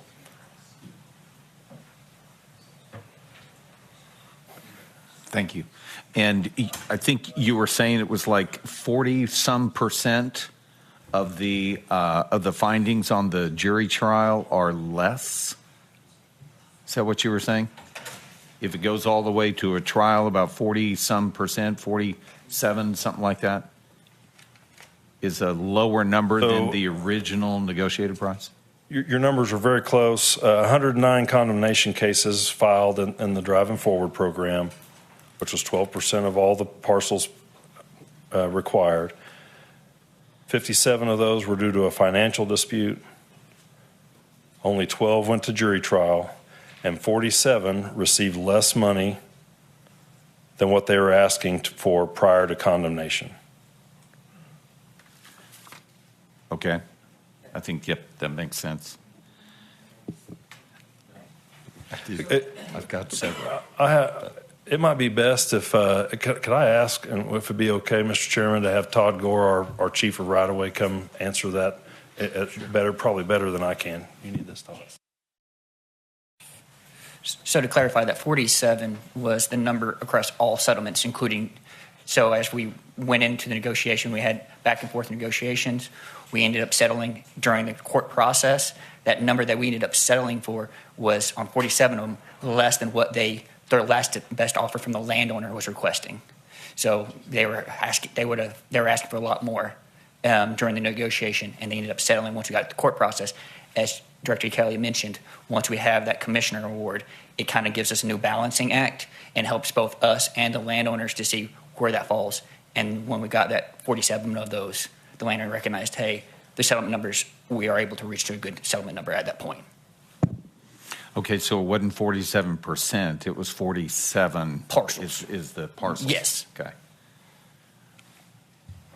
Okay, probably a big question here too that I had was on the, when you are coming up with a number to offer the landowner, it's fair and just compensation, fair market value, appreciate all of that.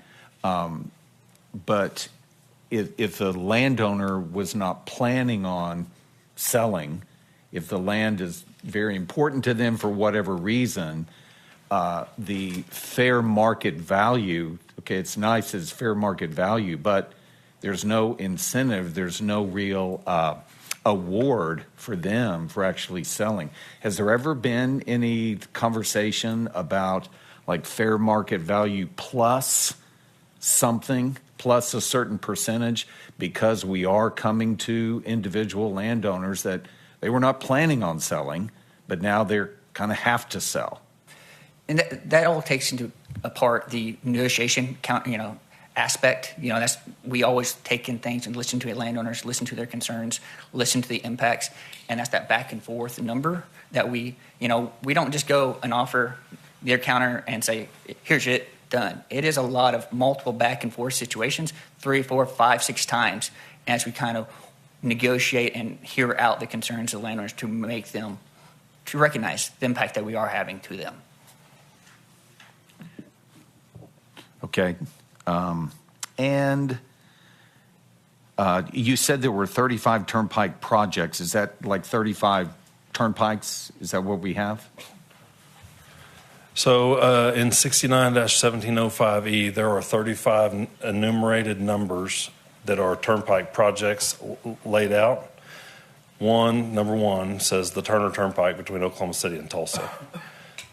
Number 35 says the Gilcrease on the west side of Tulsa and tying up to the Tisdale. And in between there are 33 other turnpike routes. We worked on some legislation this last session trying to clean that up.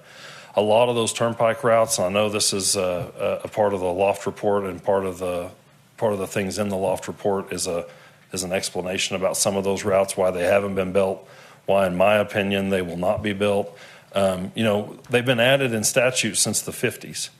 So the needs of Ponca City, just saying an example, are different today than what they were anticipated to be in the 1950s and 1960s. So we have lots of routes that exist. ODOT has 4-lane divided. They have 4-laned. They have made major improvements. In the summary that I provided to Director Bertram just a couple of days ago, maybe that was yesterday, I talked about that, some of these routes would parallel an ODOT route that only has a few hundred, not 1,000, but a few hundred cars a day on them. There's no need for a turnpike where the local streets have 300 cars a day. So there's a lot of routes that are in there, sir, but they're not. The Turnpike Authority, as of right now, everything that's in Access Oklahoma is everything we have planned to build. Everything else that is in those statutes has either been built or is no longer necessary because ODOT's already made the investment or the atmosphere has changed. The direction of our state has changed. And so happy to visit with you about that legislation and talk about it during this next session. There are two authors of very similar bills, and they're both in the room today. Mm-hmm. Okay, thank you. Representative Sterling, you're recognized. Thank you, Mr. Chairman. I hopefully get a lot of latitude because I have a lot of questions, and especially since we went through everything all at once and holding all the questions to the end. So that's why I have several. A lot of these has been sent to me, and you might also have covered some of this because I was trying to remember as we went along. So, just remind me if you have. And it's a very random order because I'm just following as they've been presented to me and put together. The first one I've got, and I better do this before I have to refresh my phone again. When the OTA engages in a land swap, do they offer the property back to the original landowner before offering it to another landowner as a swap? Yeah, this question continues to come up, and let me be really, really clear. So when we purchase surplus property, it's not because we've condemned for surplus property. It's been at the property owner's request. We don't have a case where we needed 5 acres or we needed 4 acres. They owned 5 acres. They came to us that we bought 5. Now we have 1 of surplus. If the property owner wanted to keep that, they should have just said, I'll just keep the 1 acre. So there's not a case that follows this example. There's not a condemnation case where we somehow force somebody to sell some property to OTA that we went and surplused. Not anything modern, at least in the time that I've been here. When the Turnpike Authority purchases property through negotiation, and you have 5 acres, we need 4, you say, hey, I just want to move across town, buy another 5 acres someplace. We buy 5, we have 1 extra. Maybe your neighbor ends up with 1 extra that the Turnpike Authority owns. We combine those into a single property, typically, depending on access, all kinds of things, and then we will use those in a land swap, maybe with an adjoining neighbor. Maybe it's waits till the end of construction and we surplus that property at auction. And we've done that too.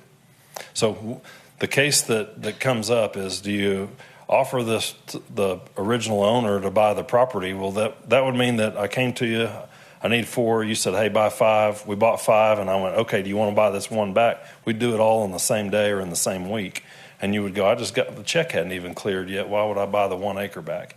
So this case, and we do get asked this. I got asked it in Altus the other day, and so this question absolutely comes up. I appreciate the opportunity to try to clarify that. Hopefully my example tried to explain it. Thank you.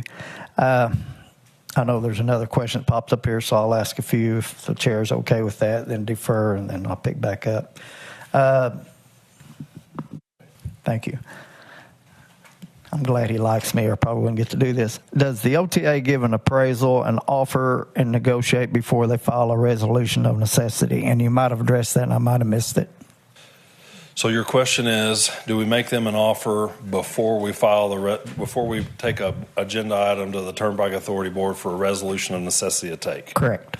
So the answer to that is probably 5% of the time they should have received an offer. There should have been a meeting. They should have. They've already done their walkthrough. The reason that we take property to the Turnpike Authority Board for a resolution of necessity of take has everything to do with timing of when is the construction supposed to be starting. So we're backing up to when we need to have we need to have taken possession of property.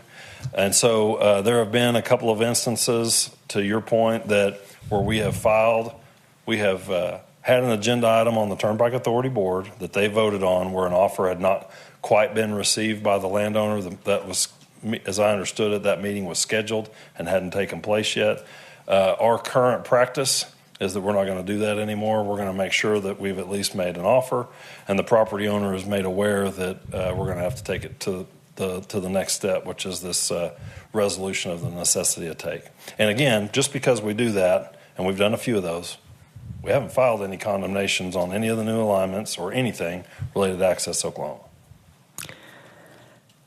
This next question is one that you've heard from me before, and we've discussed it, and we think we might have different definitions of what this word means. But why is the OTA not in favor of full collaboration with stakeholders?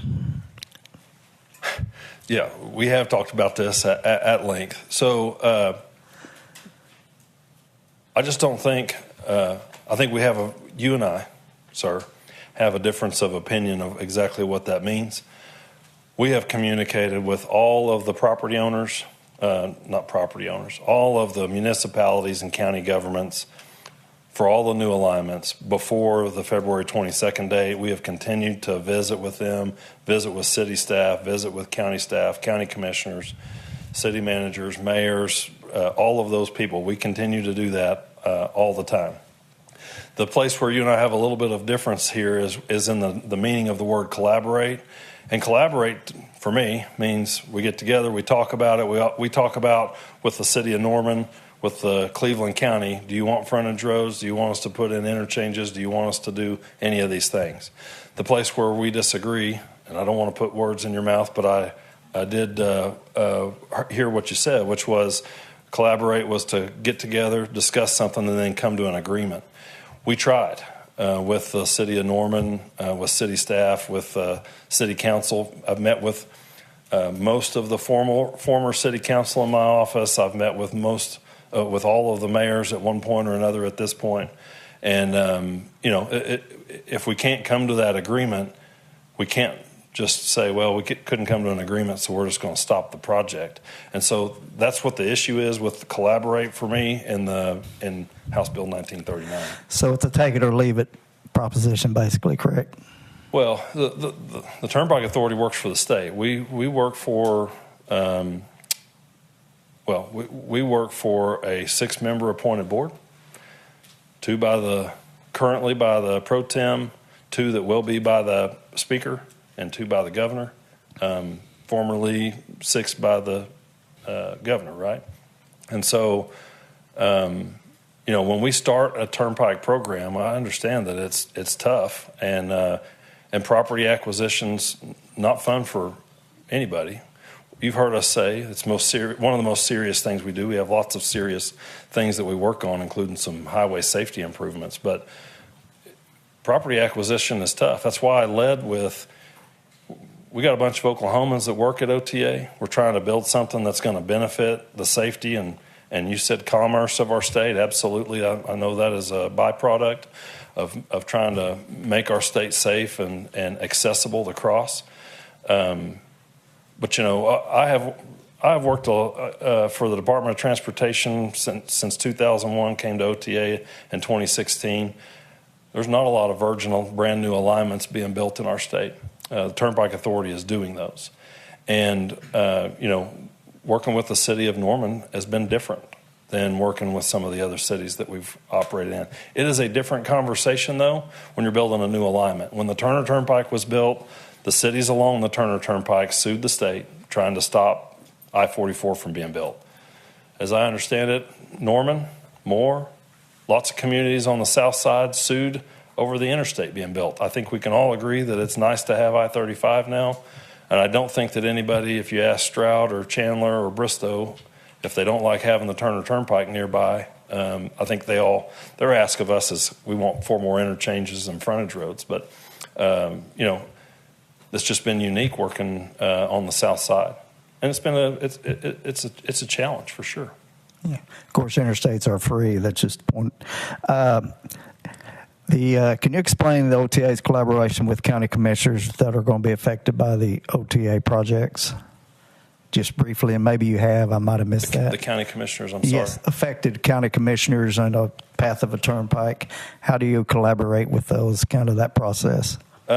It's exactly the same process that we've collaborated with and visited with, again, my definition, but that we've collaborated and visited with county commissioners. We have projects on the Turner Turnpike where we've got some county bridges that cross the Turner or go under the Turner in a few locations, and so we're coordinating with them on bridge replacements, county road improvements in the area, maybe if the detour is too long. We've got a project in Wellston that is partnered with ODOT where we paved 3 miles of county road that was it barely had gravel. It's got dirt, new drainage structures. It just had dirt. We graveled it, we asphalted it, we put signal lights on it so that we could manage an active construction project. So we do that routinely. I run into some of the county commissioners when I'm here at the Capitol from time to time, catch them in the hallway. We visit routinely, just like the city managers, mayors, all of you here. You should have my cell phone, and when you need something or when you have a question, I'm happy to either try to answer it if I can or get somebody else to. There aren't any free roads, so I-35, every time you get on it, you're paying motor fuel tax. If you get 10 miles per gallon, like my son, you pay a lot in motor fuel tax. If you get 40 miles per gallon in something that's much more fuel efficient, you pay a lot less in motor fuel tax. But all the roads we have in our state are not free. Yeah, I pay plenty of motor tax of my farm trucks. Trust me, I understand that. Another question here. What happened, again, you might have addressed this. What happened to the discussed free span that was promoted to residents on the Gilchrist Turnpike? What happened to the... To the free span is what the question noted. So the question that, I'm going to repeat it a little differently said. So before the Turnpike Authority built the Gilchrist, you could get off of I-44, 169 there at 51st Street, and you could drive up actually the wrong way on the new ramp up to 41st Street. So there was a mile in there that had been built 30 years ago and was just a thin asphalt surface. So, boy, this is a long story, but it is important. The Turnpike Authority took on the Gilchrist. It's a federalized project. It's not cross-pledged with the rest of our network. Okay. It had to stand on its own 2 feet. The only way that we could do that was to leverage resources with ODOT, INCOG, Indian Nation Council of Governments, City of Tulsa, Tulsa County, Federal Highway Administration, and the Federal Department of Transportation. All entities had to be tied in on this project. It started as we were going to build a bridge over the Arkansas River, and the county or city or one of those other entities that I said, other than OTA, was going to build the couple of miles of connections, and we were going to build the bridge, and the toll was going to be about $1, maybe $1.25 to just cross the bridge. Very quickly in those conversations, there was no money. It's a very expensive project. The bridge was only half of the bridges, or altogether 22 bridges, over half the project of 5 miles, about half of it is on a bridge, so it's a lot of bridges. It's a low-lying area. There's a reason that Tulsa designed it and started talking about it in 1962 and didn't build it until we showed up to do it in 2019. So the only way for that to work was that the Turnpike Authority was going to, the cities and counties asked us, well, can you build another mile this way and another mile this way? Sure, we'll have to charge a little bit more toll, but we can do that. There still wasn't any money to deliver the ends of the project. So the decision was made by both the city, county. They passed resolutions handing the entire project over to OTA. They bought right away, moved some utilities, and we went to them and said, if we take this over, this is where the tolls are going to have to be.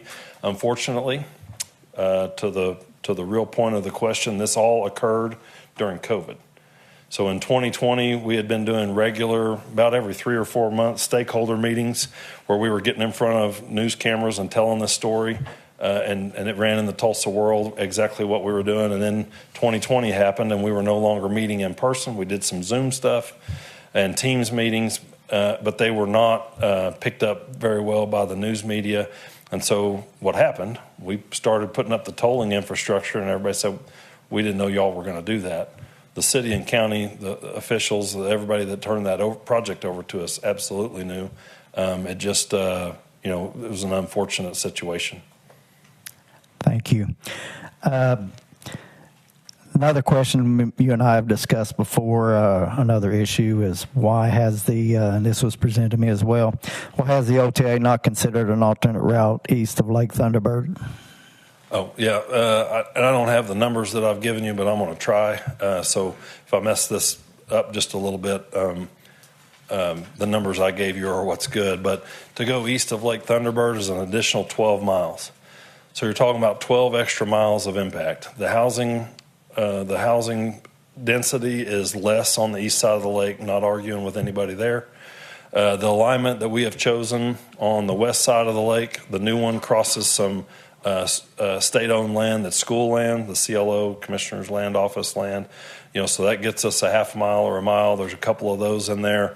There are some larger property owners along that alignment, so it makes it to where we're impacting maybe fewer properties and maybe longer stretches with one single individual. The east side of the lake, because it is 12 miles long, impacts significantly more property. I think the south extension is about 20 miles. So you're talking about making it 32 miles long. And again, Turnpike's got to be pretty straight. And so, you miss one house, you're probably going to run into some. And so I don't think the numbers would be significantly different. We've never done any design around that. But we do know that it's about 12 miles longer to go on the east side of the lake. We would then be paralleling Highway 9 for a part of it, which wouldn't make any sense. If we tied into Highway 9 and tried to use it as the reliever route, Highway 9 is not built for that, neither is the rushed traffic that's there morning and evening, especially game days, all of those things. So that doesn't make very much sense. It's also significantly more expensive to build a project that's 12 miles long.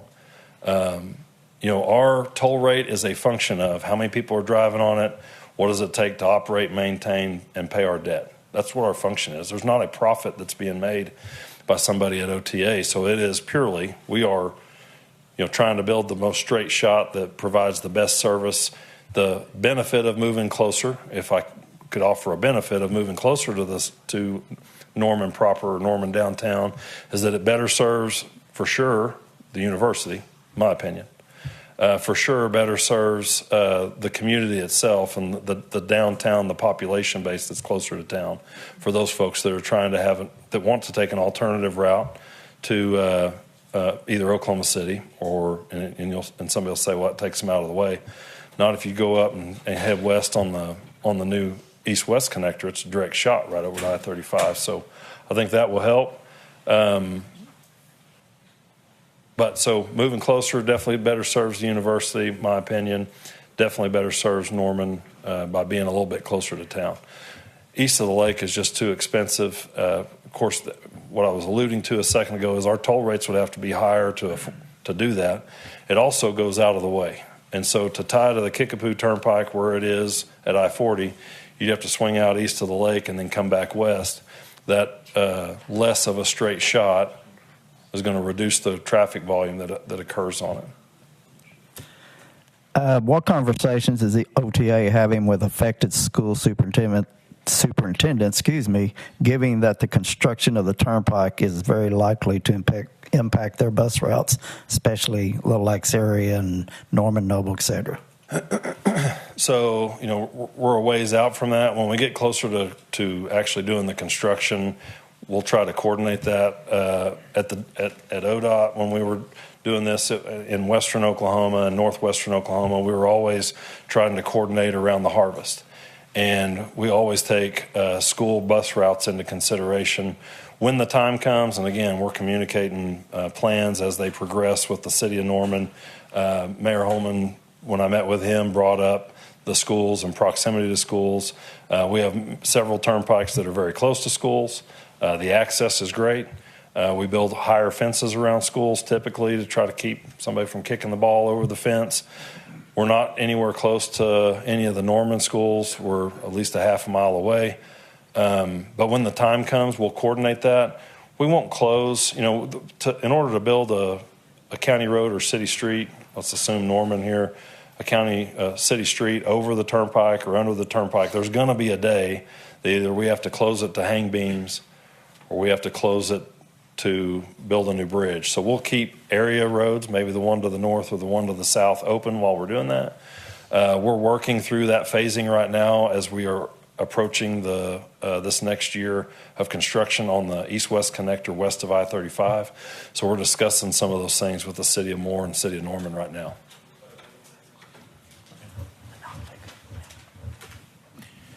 You recognize Representative Grego. Thank you, Mr. Chairman. I'm going to change this 180 degrees from what you've been talking about. But it is something you mentioned early in your presentation. You mentioned the pickup haul and the jet ski. I pull a 3-axle trailer and a 1-ton up the turnpike, and I pay the exact same toll as a 80,000 pound semi. And this goes to a jet ski and a pickup, pays the same toll as a 10-wheel dump truck that'll gross at about 52,000. Have y'all ever given any thought, I see the difference in damage to the pavement of the dump truck versus the jet ski. Has there been any talk to try to look at some more toll rates for different type of vehicles than just strictly number of axles? Thank you for that question. So the answer is yes. On the Kilpatrick and Creek turnpikes, we did a pilot project where instead of counting the axles, we used LiDAR, radar, lasers to measure the size of the vehicle. So if it was certain height, what we're trying to capture is weight. We're trying, and the more axles you have, the heavier you are. Now, if you're pulling a 3-axle cattle trailer, it's loaded one direction, probably empty on the way home. We'd love to be able to do that. Technology doesn't exist to accurately weigh anybody in motion reliably. We have both the DOT and we've piloted some weigh in motion sensors in the past, and it's just not accurate enough. Not at turnpike speeds for sure. So yes, we've measured vehicles. We've tried that, but the same thing occurs. You got an unloaded. Now you got a 2-axle school bus that weighs less than 26,000 pounds, I think, but they're really tall and they're really long. Now they're going to be a big, maybe going to be a semi truck, and so the system that we have is pretty. I think we were the first to try this size thing out of getting everything out of the pavement and doing it from remotely. We were one of the first in the country to do that. So I think that it's going to take a little bit more technology to be able to get there to accurately bill somebody based on what they weigh. I have one follow-up, and this was an incident that did happen. A lot of these semis have these axles that pick up. So back when the toll booth was still there, they were charging them for that axle, even though it wasn't even touching the pavement. So I don't know how you deal with that. Representative Grego, that's why we fund 100 troopers to work on the turnpike network for a couple of different reasons. We have caught somebody driving that had a Amazon purchase roll up and down cover, a little curtain that went over their license plate. The troopers have caught that. They've also caught people trying to pick their axles up. The sensors that we have, unless you get it all the way up, it probably picks it up anyhow. Representative Menz, do you have a question? Thank you, Mr. Chair. Thank you, Director Kelly, for being here again and for taking all of our questions. So you spoke a little bit earlier about the motor fuel tax and a portion of that going to ODOT. Is that a requirement or is that something that you do? Yeah, so statutorily, we can only spend that on our bond debt. We can't make payroll. We can't go patch potholes. We can't go let a project with that money. We can only use it to pay bond debt, only if we can't afford to pay the bond debt.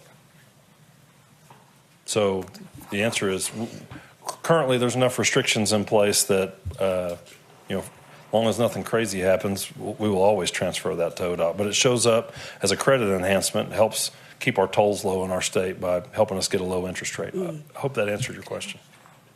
I think so, what you said at the end there. So if you're holding on to that tax money, it helps your bond rating. And then when you release it, it goes to ODOT.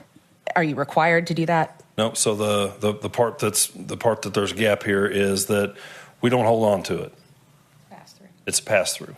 Okay. So the fact that we're going to get it, when we go to the bond market and I say, hey, we're about to issue $1 billion in bonds, here's where our revenue comes from, here's all of our traffic data, here's how much we had last year, here's what our toll rates are, here's who all paid, here's the makeup, trucks and cars, all of these things, and then they want to ask questions about the economy. Oh, and by the way, the state gives us, and I think I had the number someplace, I think it's $55 million last year in total from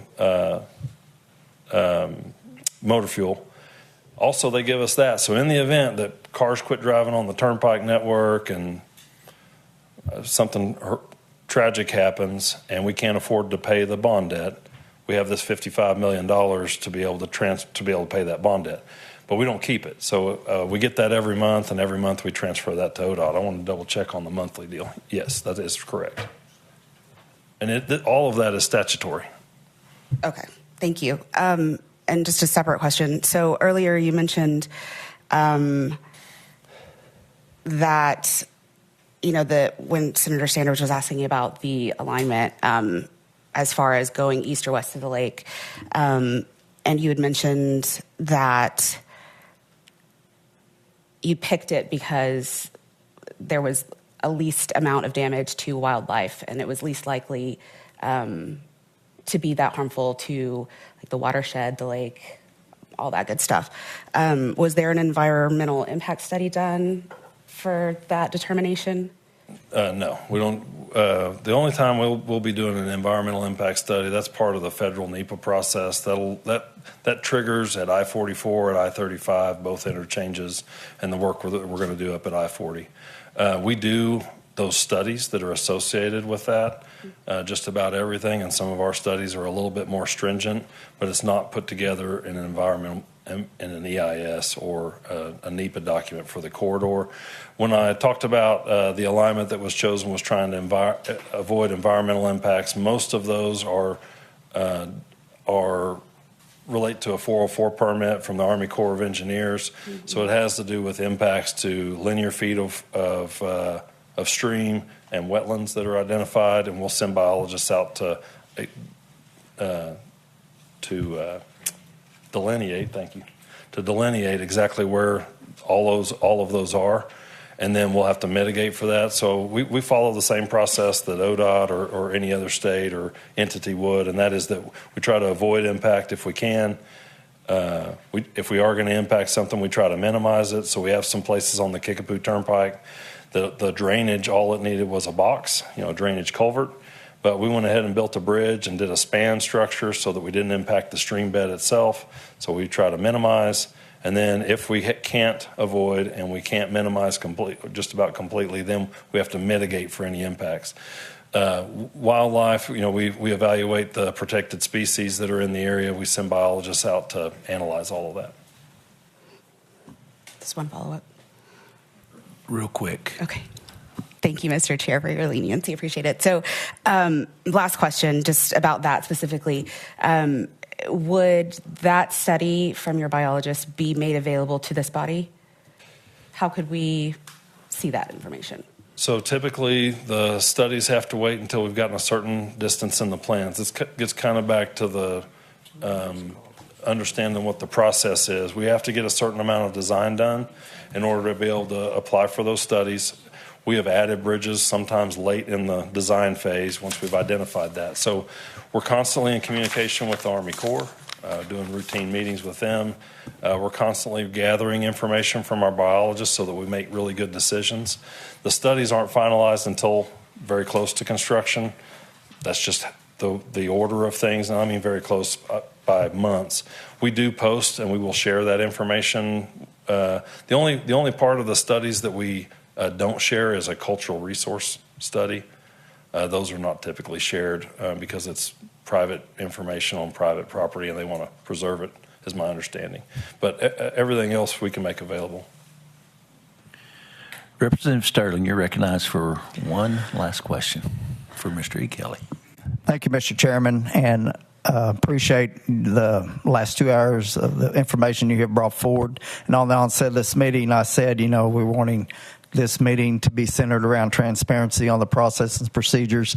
And I think whether we agree or disagree with all the processes or procedures, you have done a good job of that. But with that being said, what changes, if any, do you envision the OTA might be making in the processes that you have discussed today?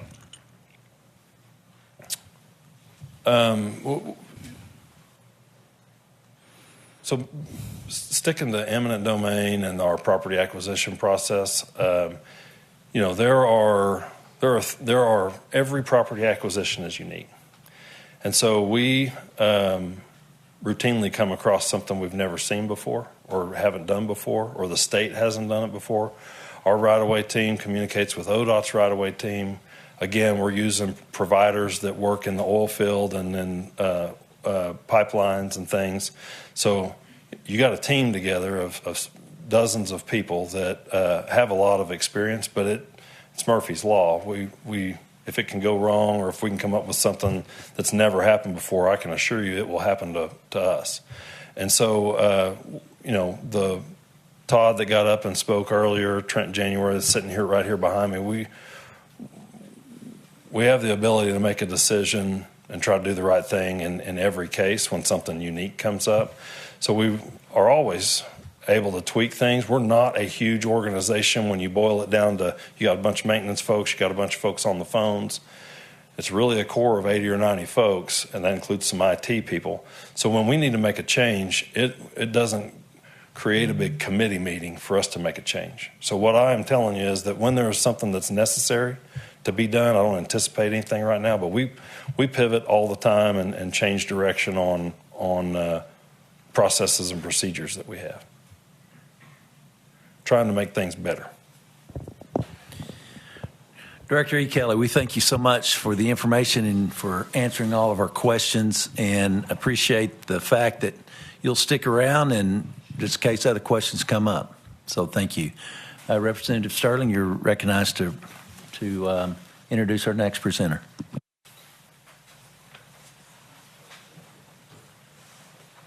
Thank you, Mr. Chair, and we're going to go straight into our next presentation. And just a reminder, we will break at 11:30 for lunch, but obviously feel free to get up and take a break, restroom, whatever as you need. But we want to stay on task as much as we can. Our next presenter is the LOFT Director, Regina Burcham, and she is going to be going over the recent LOFT evaluation of the OTA. Director, glad to see you here this morning, and it is yours.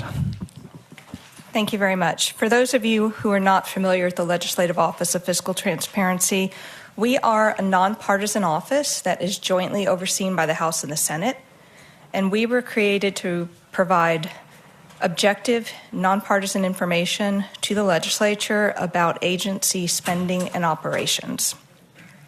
Today, I'm going to be providing a high-level overview of our report on the Turnpike Authority, which we originally presented to our Oversight Committee on October 9th. Our complete report is available online on our website, okloft.gov, and I'm going to be making a few references to that report. So if you want to follow along, it is available on our website. So with each of LOFT's evaluations, we start off with objectives. And those objectives are answering questions that the legislature has or key components that are necessary for policy and budget decisions. With this report, our objectives were to assess the cost of the current toll system, to analyze the role of cross-pledging, to examine the feasibility of transitioning toll-funded roads to taxpayer-funded roads, and examine the decision-making process in determining any new toll roads. Our work, which took place over a year's time, resulted in two key findings. The first, that the Turnpike system has become the state's primary method for constructing new major roadways. And then second, while changing Oklahoma's Turnpike model is possible, it would take decades to fully realize. Oklahoma has two agencies that are responsible for transportation infrastructure and maintenance: the Oklahoma Department of Transportation and the Oklahoma Turnpike Authority. Each has a different role, which leads to different outcomes.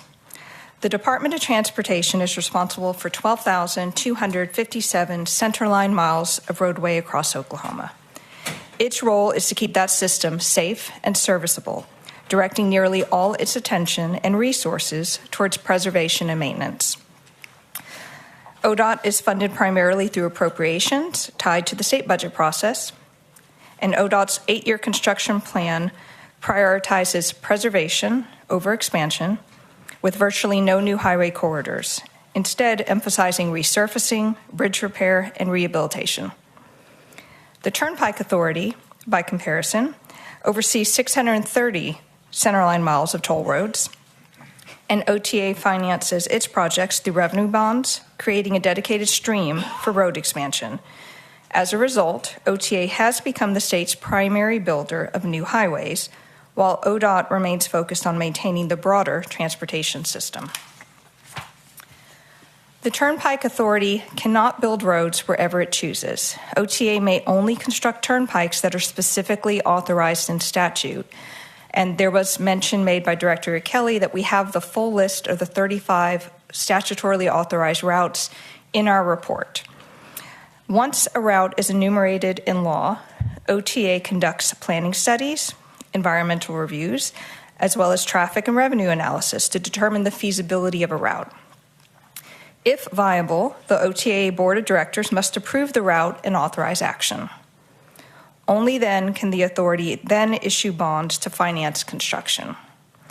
Next comes right-of-way acquisition, negotiating or condemning land along the corridor.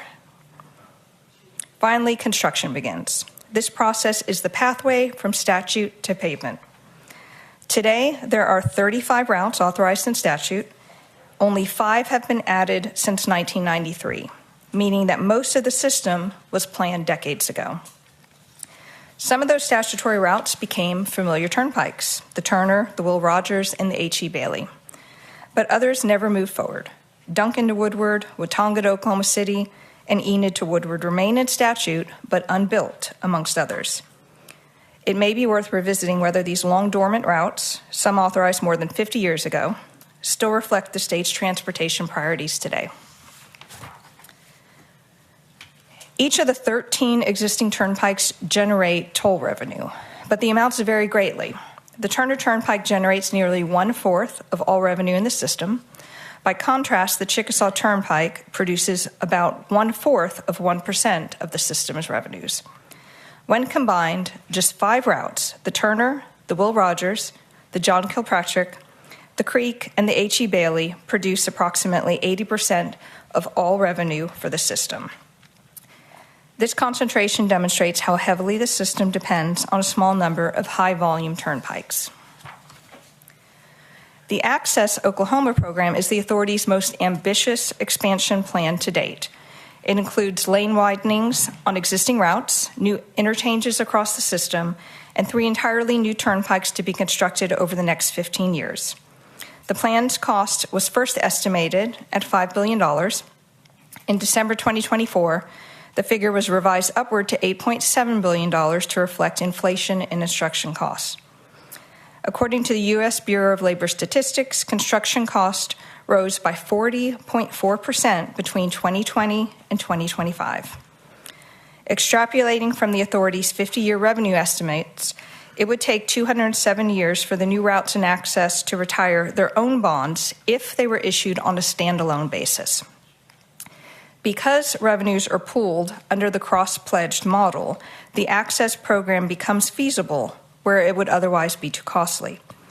As of June 2025, the authority had already issued $1.6 billion in bonds for the program, and in October 2025, a refunding bond of $148.6 million was scheduled for issuance. In Oklahoma, there are currently 2 ways under statute in which turnpikes can become taxpayer-funded roads. First, statute provides that if all the bonds held by the authority are paid off and the Transportation Commission is satisfied with their condition, they will transfer to the state.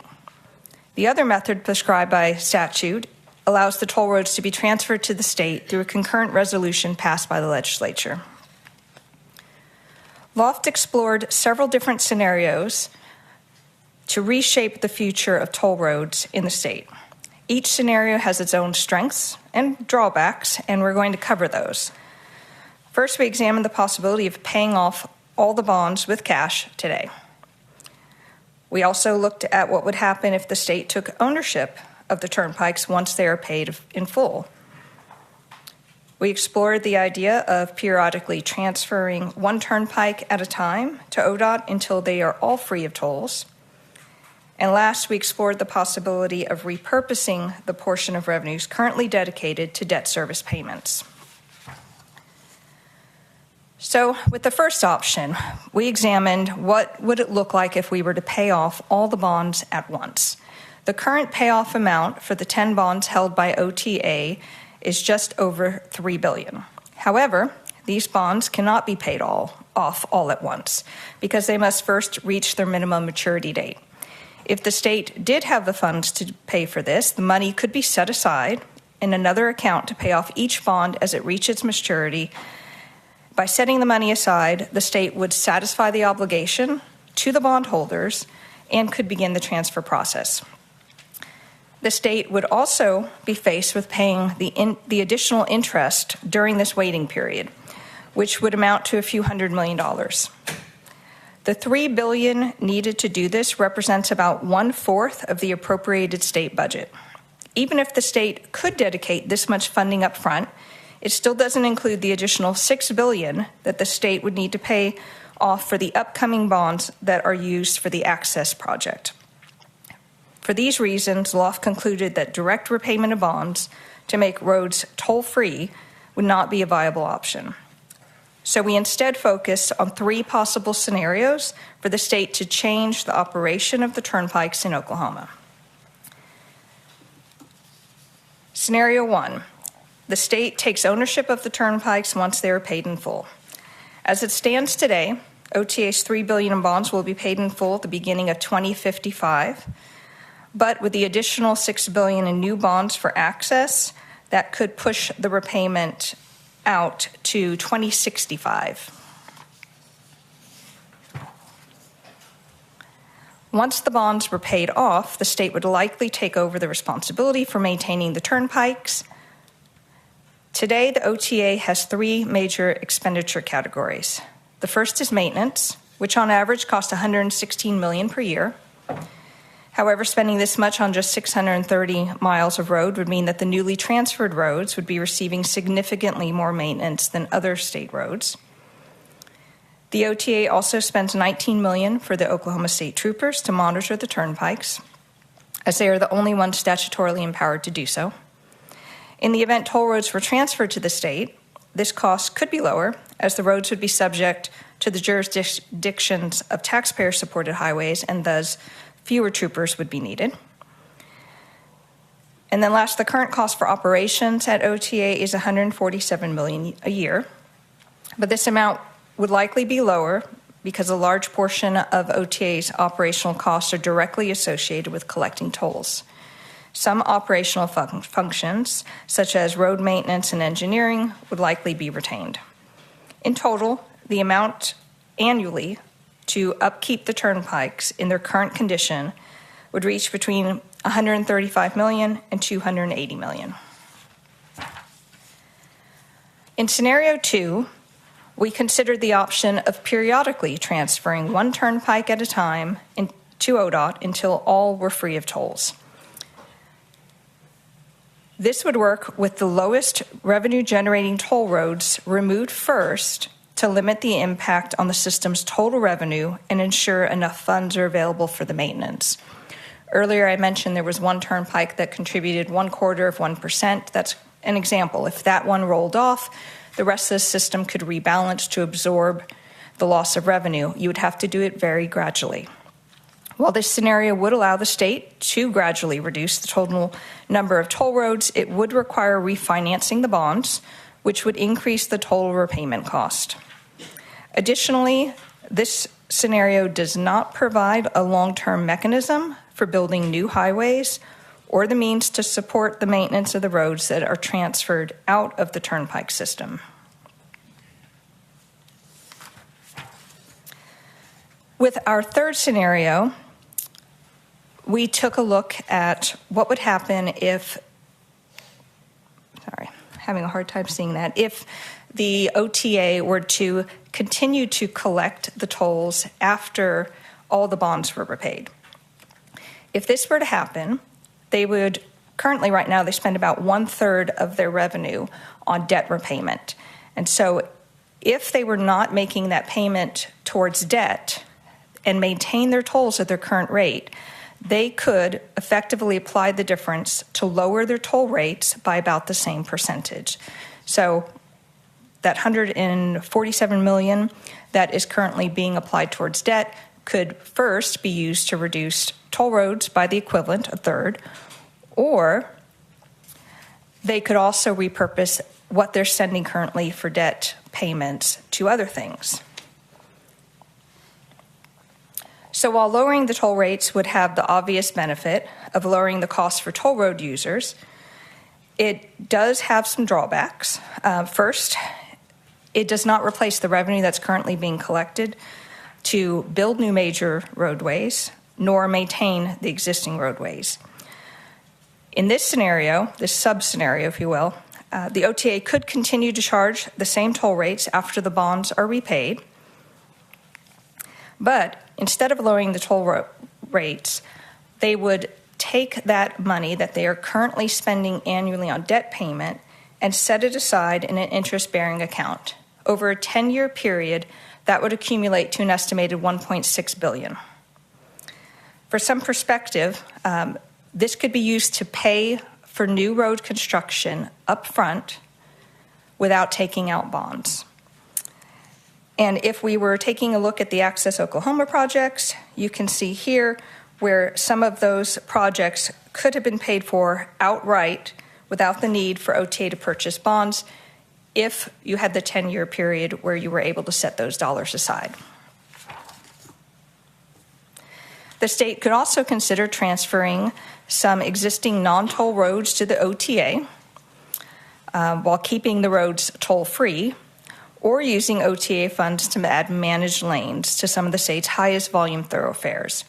This model is used by other states, and if adopted in Oklahoma, OTA funds would be used to construct and manage a pay-to-drive lane, similar to how high-occupancy vehicle lanes are managed within an existing highway. That is, a single lane on a roadway is restricted to those who are willing to pay a fee in order to access it. These lanes typically have limited on and off access and are used to relieve traffic congestion. This option has the benefit of funding highway expansion with user fees to relieve congestion areas while also maintaining a toll-free option for the routes. Transferring toll roads to the state's taxpayer-funded system is possible, but there are no quick or inexpensive options to do so. Instead, each option requires careful consideration of the pros and cons. Some of the challenges to consider are the long time horizons for paying off the roads, which could reach until 2065. Transferred roads would be added to the state's existing backlog of $27 billion in deferred road maintenance, since they would no longer be supported by toll revenue. Transferring turnpikes would leave the state without a long-term funding strategy for building major new roadways, as this function is currently carried out by OTA. The state would also be responsible for the ongoing cost of maintaining the new roads, which could be significant. And last, the state would lose out on the benefit of having about 50% of the toll revenue paid for by out-of-state drivers, shifting the burden primarily onto Oklahoma residents. Again, that was a very high-level overview of our report. Tried to focus on some of the areas I thought the committee might have questions on, and I'm happy to take any questions. Also, I have with me J.T. Welch. He is a staff member who helped lead this project, and hopefully together we can answer any of your questions. Members, any questions? Representative Menz. Thank you, Mr. Chair. Thank you for coming and for all the work that you do for transparency in Oklahoma. We appreciate it. So I tuned into the LOFT report committee and have read through it. There was part of it that describes the transparency aspect and flow charts and things. Those were based on a bill that we passed and overrode a veto of, and are now, I think the OTA board has brought a lawsuit against the legislature for passing that for clarification of what's decided in those meetings and things, which is I understand. But if that is, if the law, the way that we passed it, is decided that it can't stand, how would that have changed the report as it is now? How do you think that would have looked? I don't think it would have changed the report. We looked over the history of the Turnpike. We went pretty deep into the history, trying to document the origins, and that was all publicly available information. I can't imagine anything that would have been available to us to review that would have impacted our analysis. And again, one of the biggest findings that we had was the routes that are being debated today were decided decades ago by prior legislators, and to meet the transportation needs at that time. And we don't come into our projects expecting what the outcomes are going to be. We just follow the research and the data. And at no point did I think we're missing something. We actually found a great body of work that helped inform our objectives and our findings. You're recognized for Thank you, Mr. Chair. Thank you. And so toward the end of the report, you had made recommendations. There were a couple, and one of them dealt with the reporting of revenues by Turnpike rather than, it operates as a system, which I think we all understand, but wanting just a regular reporting, annually by Turnpike broken up, which is something that my constituents have specifically wondered as well. And so there was a question, I guess, in the response about cost accounting. Could you maybe go into the feasibility of that, and if it would be a difficult data point to provide? Mm-hmm. Thank you for that question.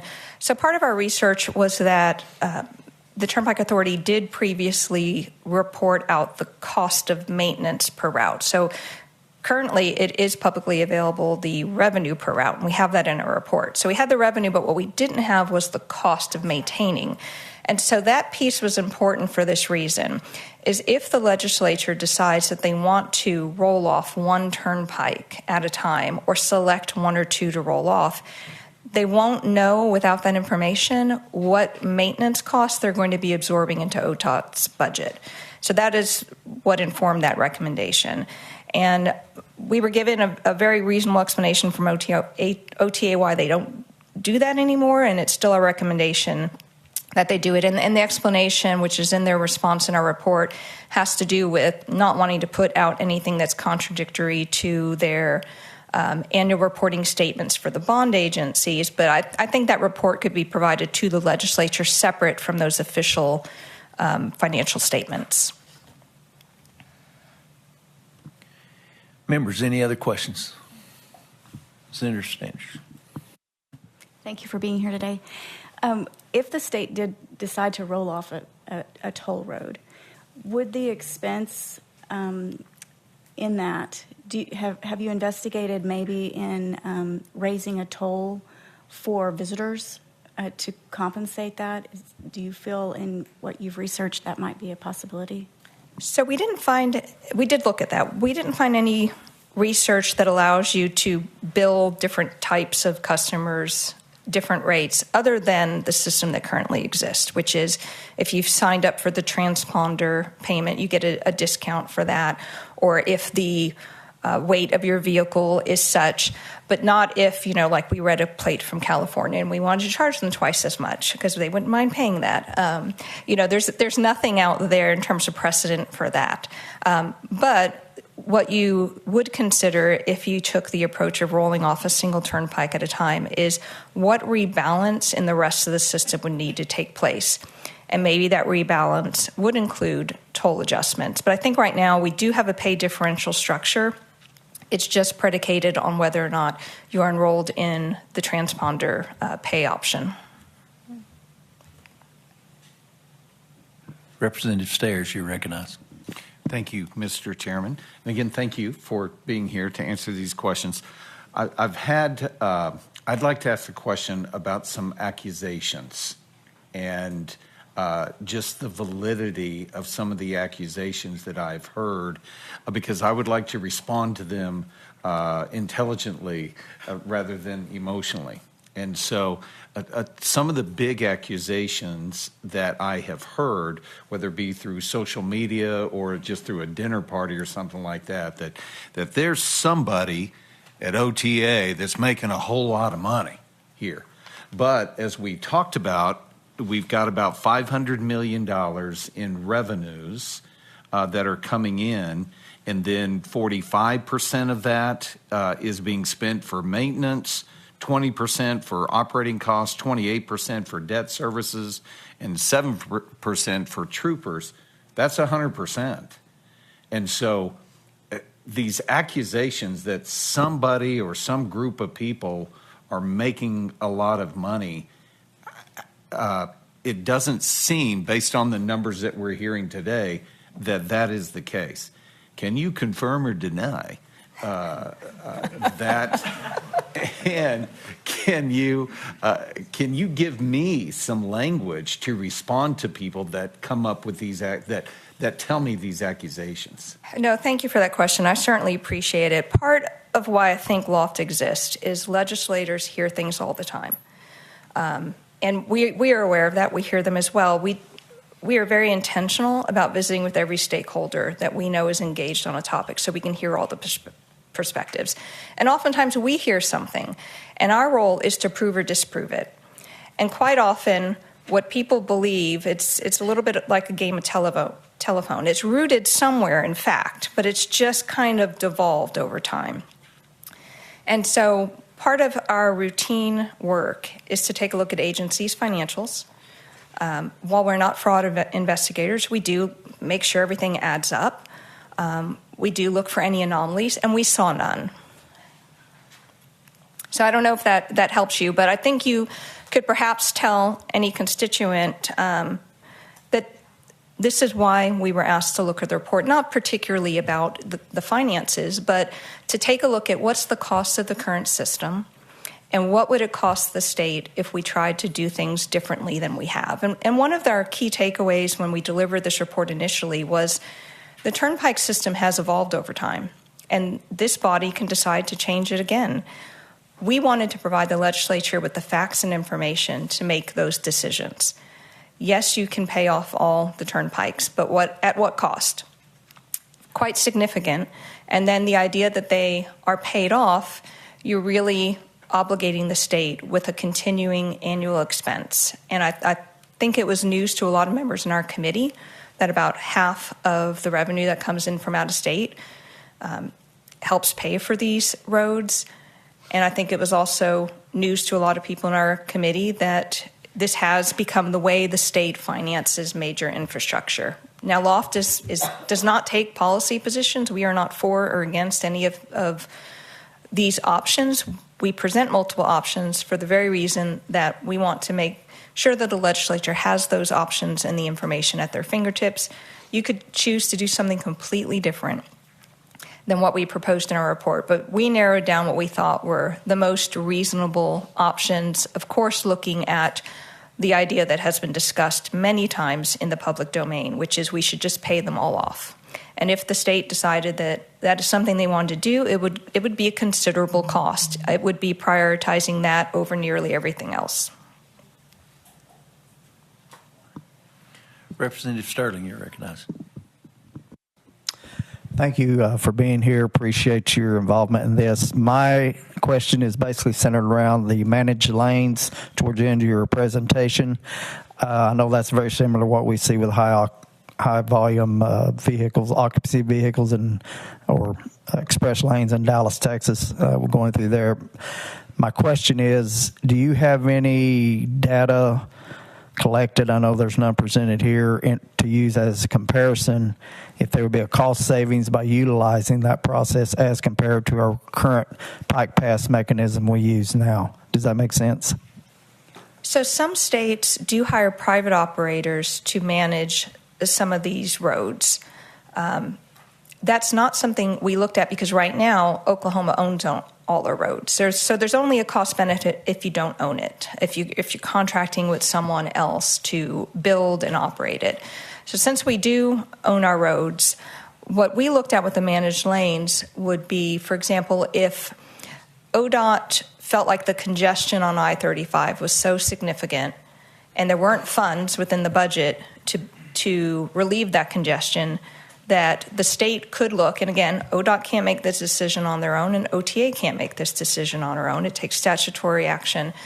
But if the legislature decided that this was in the best interest of the state, you could relieve that congestion on I-35 with a managed lanes. There's many states, in fact, there's been a growing trend across states to add managed lanes that are fee for use. Some states call them choice lanes for the very reason that they run parallel to the free to drive lanes. And so I think that can kind of be the best of both worlds, where you have the funds for the new construction in areas where you need to relieve congestion, and you also have the free to pay option for those who do not want to utilize it. Thank you. Thank you for being here today and answering our questions. We thank you for the report. Representative Sterling. Thank you, Mr. Chairman. We are now going to have our final presenter before lunch, Mr. John Mayfield. He is a constituent of mine in House District 27, landowner that has directly been impacted by the East-West Connector. Mr. Mayfield, if you will just go to the podium, be sure when you get there to introduce yourself and any titles that you might have for those that are watching live stream. My name is John Mayfield. I live over on Indian Hills Road. And this is more emotional than it is how much a turnpike's going to cost and where they're going to build it and all that.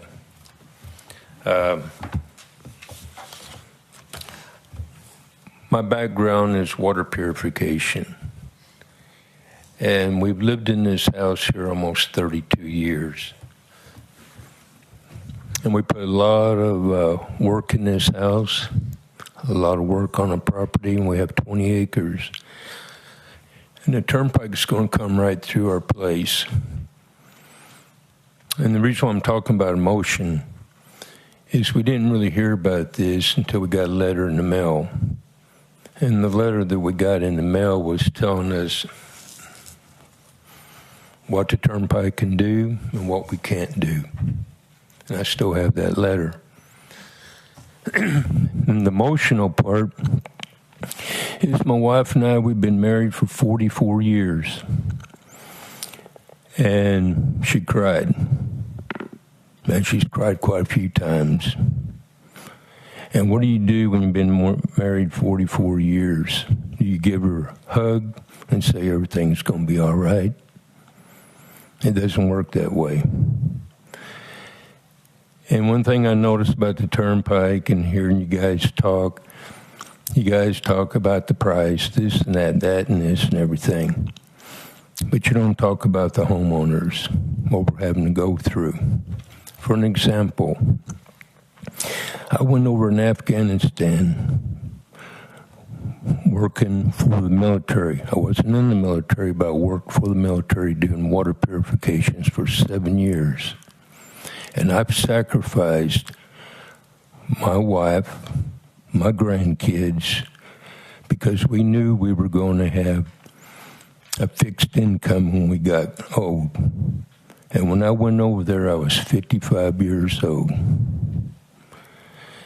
And we worked 84 hours a week. We also worked 7 days a week. And if we were lucky, we might get an R&R about 14 days every 4 to 6 months.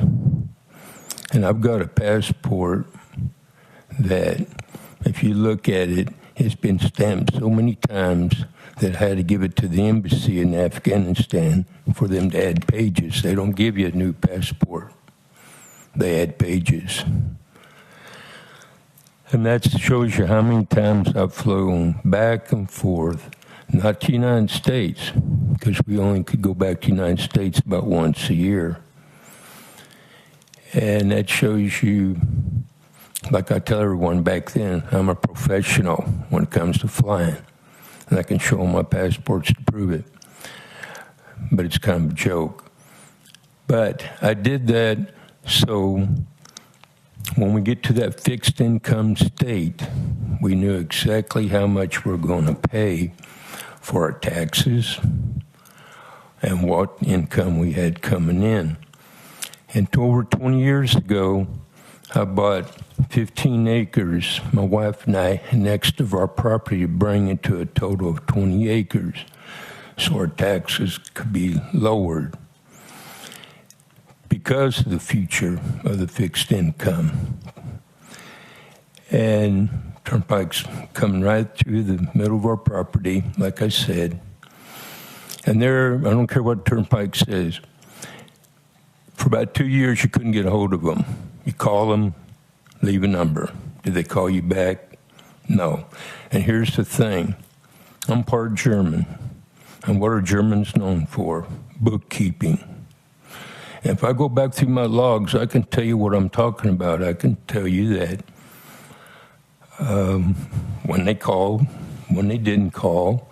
So when they get up here and they tell you this and tell you that, and they sugarcoat and everything, it's not as sugar as you think. And I've talked to them. Here they start answering the phone, and I talk to them. But here we've been for 32 years. It took us almost a year to find this property, almost 32 years ago. And we looked from south of Stillwater, all the way Chickasha, past Shawnee. Where are we going to move to now? And I met a guy between Cordell and Minko, out of nowhere. There's a restaurant out there. And I was walking up to the restaurant. This is about a month or two after we found out about the Turnpike. And he goes, "How's everything going?" I said, "Not too good." He goes, "Well, how come?" I said, "Well, we found out we're going to get kicked off our place." He said, "Well, how much is it worth?" I said, "I wouldn't even take $1 million for it." Now, I'm not telling you guys about the value of things, because our heart and soul is in this place.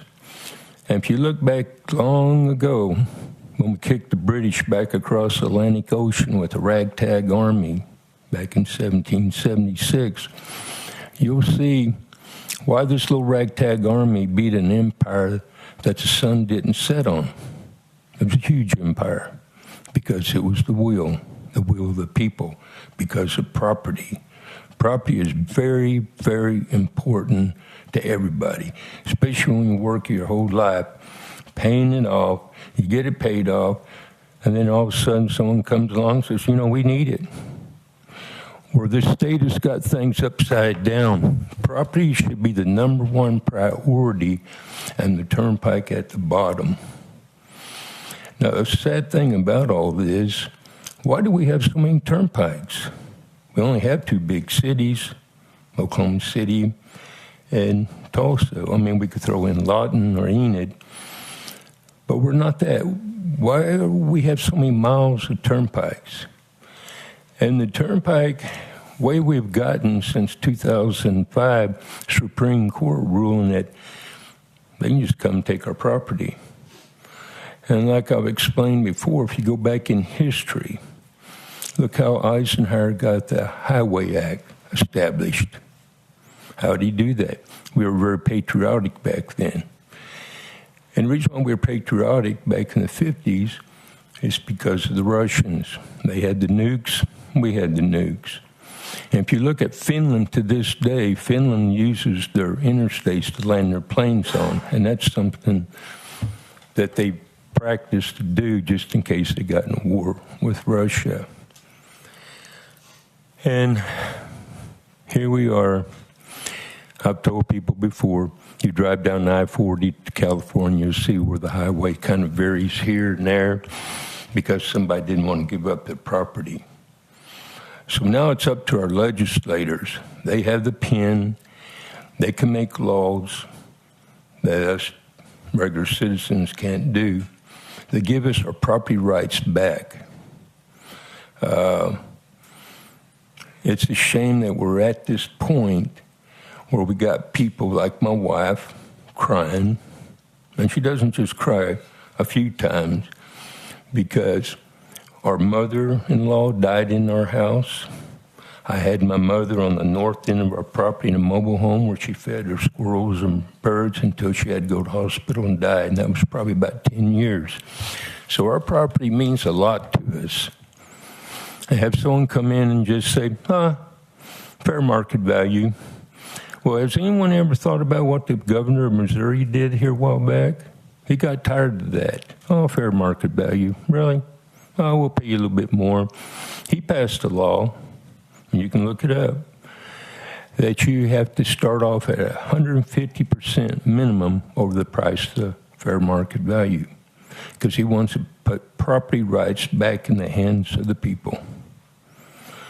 And it's just so emotional, irritating. I got a pet cemetery. I've got trails that I put 4,800 feet of trails. It took me over 2 years. If I did that today, it'd probably kill me, because I went through briars, cut trees down, and I named those trails. And the trails have, well, let me see if it's on here. Yeah, here we are. You see the trails? There's my wife's name. These are the trails that I have. Let's look at these here. These are the ones I made by my hand with a lawnmower. All right, here's ones that I put my family names on. I even got the Texas U-turn on there. All right, there's my house. There I am hugging a tree. Trees that we planted 30 years ago out of little seedlings that was wrapped up in paper towels. Let's go there. There's my name, Mayfield. Let's go over here. There's Toby Keith over in Afghanistan. When I was in Afghanistan, we lived through living hell over there. We worked in 130-degree weather. I put a thermometer up one time, not knowing that it was so hot it would break a thermometer. It literally broke the thermometer. So when I train people in reverse osmosis, purifying water, when I train them, they say, well, how hot does it get here? If we got new help, that was hard to come by. I said, go out there and look at that thermometer. They come back and said, it's broke. I said, yeah, that's how hot it gets. We lived in sleeping bags. Have anybody here ate potato chips that bend? When you put them in your mouth, they don't crunch, they bend? That's the kind of food we ate over there, because they're 6 months old.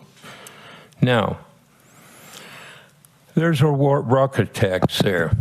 There was a month we got hammered probably at least 5 times a day. Hit our water tank, hit our warehouse, let me show you a picture of our truck. That was our good old work truck there. Went through that top of the work truck. That missed my friend and I probably, 25 feet. Then I had rockets come in there, and I had hands working for me. They were from the Philippines and India, and I've got a soft heart for them to this day. We were out in the field. We had rockets come in. We had to slam the brakes on, lock the pickup up, jump out, and they zigzagged. And I was thinking in the back of my head when reality kicked in, that you know what? If one of them gets hit, I'm going to have to bag his clothes up like I did one operator and send him back to his family. These people are over there, same way I was, paying their debts off, making sure their kids went to school, make sure they had food on the table.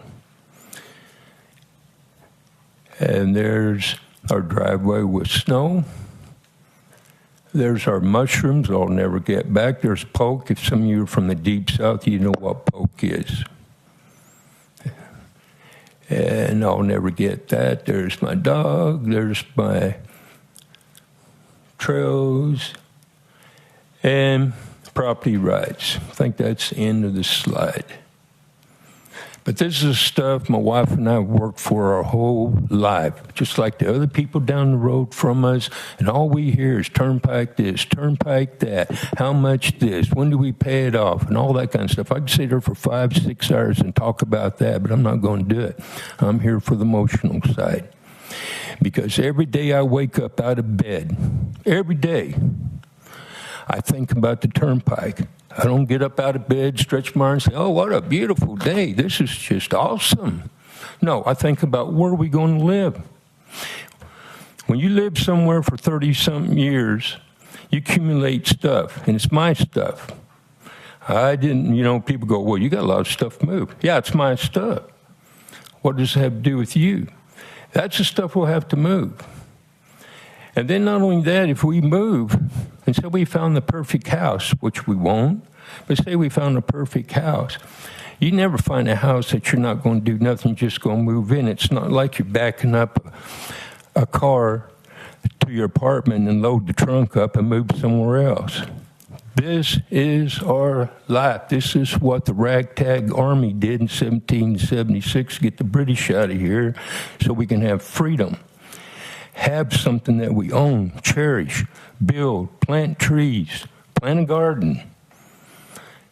And now we don't have it because we happen to be in the pathway of a turnpike. What's next? Another turnpike's going to do the same thing to other people? And then other people? Now, there's something wrong with this picture, that we're having to live like this. And you talk to people out there, and they go, besides the ones in the pathway of the turnpike, you talk to people and they go, they can't do that. I said, what planet are you from? Yes, they can. Because people nowadays, the kids are paying such high taxes on everything. They're having to work both, a husband and wife, and some of them might be doing 2 jobs, and they don't have time to listen to politics. And we live in a republic democracy. Not a democracy, because a democracy is nothing but mob rule. We live in a republic. And that republic that we live in, we talk to our legislators. We talk to our governor. They have the authority to take a pen and write new laws. But no, they sit back, except the Missouri governor, he did something about taking away our property rights because the Supreme Court made a bad decision in 2005. And the Institution for Justice this year tried to get the Supreme Court to look at that ruling they did and change the ruling. But you talk to people, they don't know nothing about this stuff because they don't teach that kind of stuff in school. But anyway, this is what we got. And it's heartbreaking when my wife breaks down and cries. Because how can I comfort her? It's not like she's got a cough, a sickness. There's nothing I can do. And we worked our tail ends off to have what we have, and now we're going to lose it, and that's my wife there. But it's saddening. I got a pet cemetery, because our dogs only live about 10 years. Got a pet cemetery. It's paradise. Took us over a year to find it, and that was 32 years ago.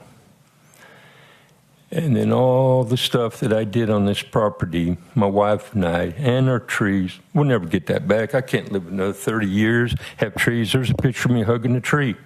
That's one of the trees we planted out of seedling. I got pine trees there you can't put your arms around. I planted them out of $5 buckets. And there's Afghanistan with Toby Keith. He was a cool guy. Anyway, so how much time do I got left? I could go on and on, but I know you guys probably get bored. 10 minutes. 10 minutes. I think we'll have time for questions. Okay. Now, like I was talking about Afghanistan, I was 55 when I was over there, and that was a hellhole place. We lived in tents. We had dust storms that was 5,000 feet high. We thought they were thunderstorms until about 8 minutes later. We lived in sleeping bags.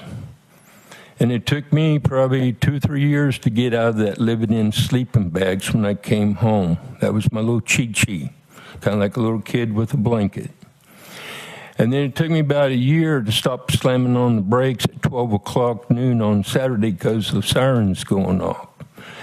It was like it was in our muscle memory. And my wife freaked out one time. We're going down the interstate, and I had the windows down, sirens went off. Man, I hit the brakes, but then I got off of them, realized what was going on.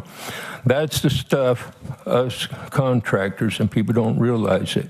There was more contractors in Afghan and Iraq killed than there was the Army. Another thing I want people to understand, our freedom that we have here in America, how cherished it is, and we're losing it. My dad joined the Seabees when Pearl Harbor got bombed. My father-in-law joined the Navy. And my dad island hopped on dozers, working their way up to Japan. And they used their blades for a shield because they never had the islands totally cleared off. When I was in Afghanistan, at one of my water points I was at midnight, I'd see coffins coming down our little tiny road called Disney. It was named after a fallen soldier. That's the way the military names their streets. We just had one little blacktop.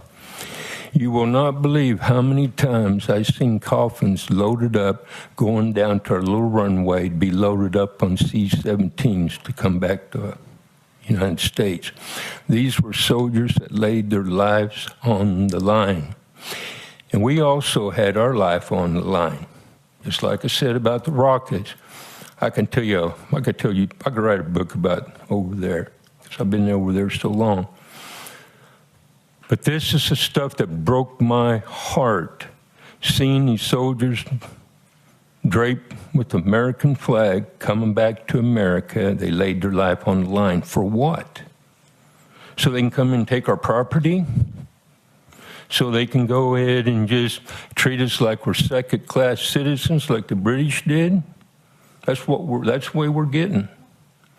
And it's so sad that when I see my son, he's got a house, he's got his own business. COVID-19 pretty much finished off our mom and pop businesses. There's still some around, but not that many. It's almost all corporate. But I'm not going to get into this conspiracy theory, that kind of stuff. But this is the living truth. He lives over there with the Oklahoma City airport. You know what he pays in taxes? $11,000. Can you imagine that? Do we own anything anymore? No. Stop paying your taxes and see how long you own your property. But that's another story. But the sacrifice my wife and I had to do, and then not being home when some of my animals died. I was home when my mother-in-law died in the house. I was here when my mother died. But we took care of our parents like we're supposed to, not chunk them in some rest home. We had hospice there at that house you're looking at right there, that big tree. Matter of fact, it was that room right there that my mother-in-law died in from old age. And now we're going to lose all that. So what do? At our age, we just start all over. So, heck, we're going to live probably 120 years. You know, it's insane. And all we hear about, OT this, OT that, and this and that, and we're going to pay it off, or some Arab country's going to come over and buy the bonds and all that stuff. Look at Texas and see who owns their turnpikes. But anyway, it's all we hear, OT this, OT that, and all that. You never hear about the homeowners. My friend next door to theirs got a big farm. They say, oh, it's just farmland. Really? Is farm people second class? Are we not really humans if we have a big acreage? That's what they act like. Like, oh, it's just farmland. Oh, okay. But people stop and forget. I do water purification. I can take you down to the atom level in size. I can sit here with math and show you by math. Here's the thing. Norman made that area that I'm living in right now, the green belt, 10 acres or more. The Turnpike looks at it and says, hey, look here. There's not a whole lot of people on the south side of Indian Hills. I wonder why.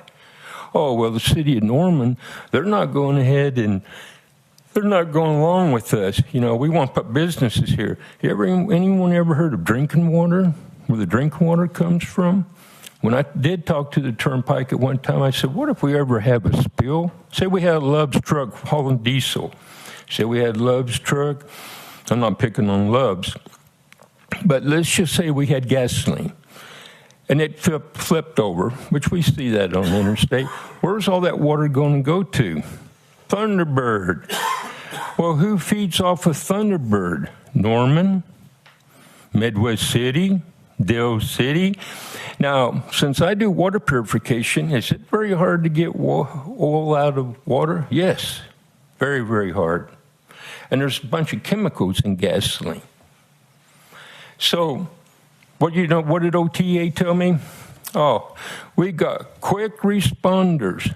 No kidding. We had a plane fly in one time at our little base, and the Taliban shot the bottom of it and caught on fire. Time it landed, it was an old Russian Tu-88. Time it landed, it was on fire. Time we got a little makeshift fire department out there, the wings melted off. So anybody that was on tobacco that smoked, did anything that was our tobacco plane. So there's a lot of people that didn't get their cigarettes or the chewing tobacco. Now, that was a quick response. So if we had a fuel truck crash on the turnpike in our water belt, and people don't understand, Draper Lake, what is it? It's a holding basin. That's where all the water, because all of our water in Oklahoma is mainly in the southeast. And if you study our water patterns, everything is moving across I-35. That's called the Meridian Line. So all these towns back west are going to be running out of water. That's just the way it is. So they want to build this turnpike right through our water, where all of our water comes to Thunderbird that feeds 3 cities. And people go, oh, we need some rain because Draper Lake is low. No, there's times they pump more water out of Draper Lake than they can pump into. One time I calculated Draper. If they stopped pumping in Draper at the heart of summer, that lake could go dry in 10 days. So all our water is eastern Oklahoma. And here, all the runoff goes away from Draper. It goes to Thunderbird. There's only 2 liters that feeds Draper, and that's off the runway, Tinker, and on the east side of Douglas. That's it. So people don't understand the importance of, well, anyway, I've talked enough. I can write a book about this stuff. Well, but I'm letting you guys know what it's like to be a homeowner with a turnpike coming through the middle of your property, and you've got a wife of 44 years, and you're going to hug her and say, honey, it'll be all right. No, it's not going to be all right, because this is where we lay our head down to sleep. It is called property. Thank you, Mr. Mayfield. Appreciate that. Anybody got questions? Members, any questions? Yeah, go ahead. No, it's just, questions are just for members. I'm sorry. I just want to thank you, sir, and apologize for what you're having to go through. I understand, and we've heard the procedural side of things today from OTA, but it's also good to keep in mind the actual impact that citizens of our state that are having to deal with this. And like I say, I think that's something we all need to keep in mind when we're looking at the big picture here of all these procedures dealing with the OTA and turnpikes in general. So thank you for your time, and appreciate you coming and sharing your thoughts and your stories with us. Thank you very much, sir. All right, we'll see you guys later. Thank you. We will recess until 1 o'clock, and we will start at 1. Synchronize your watches. Yes, sir, Mr. Grego.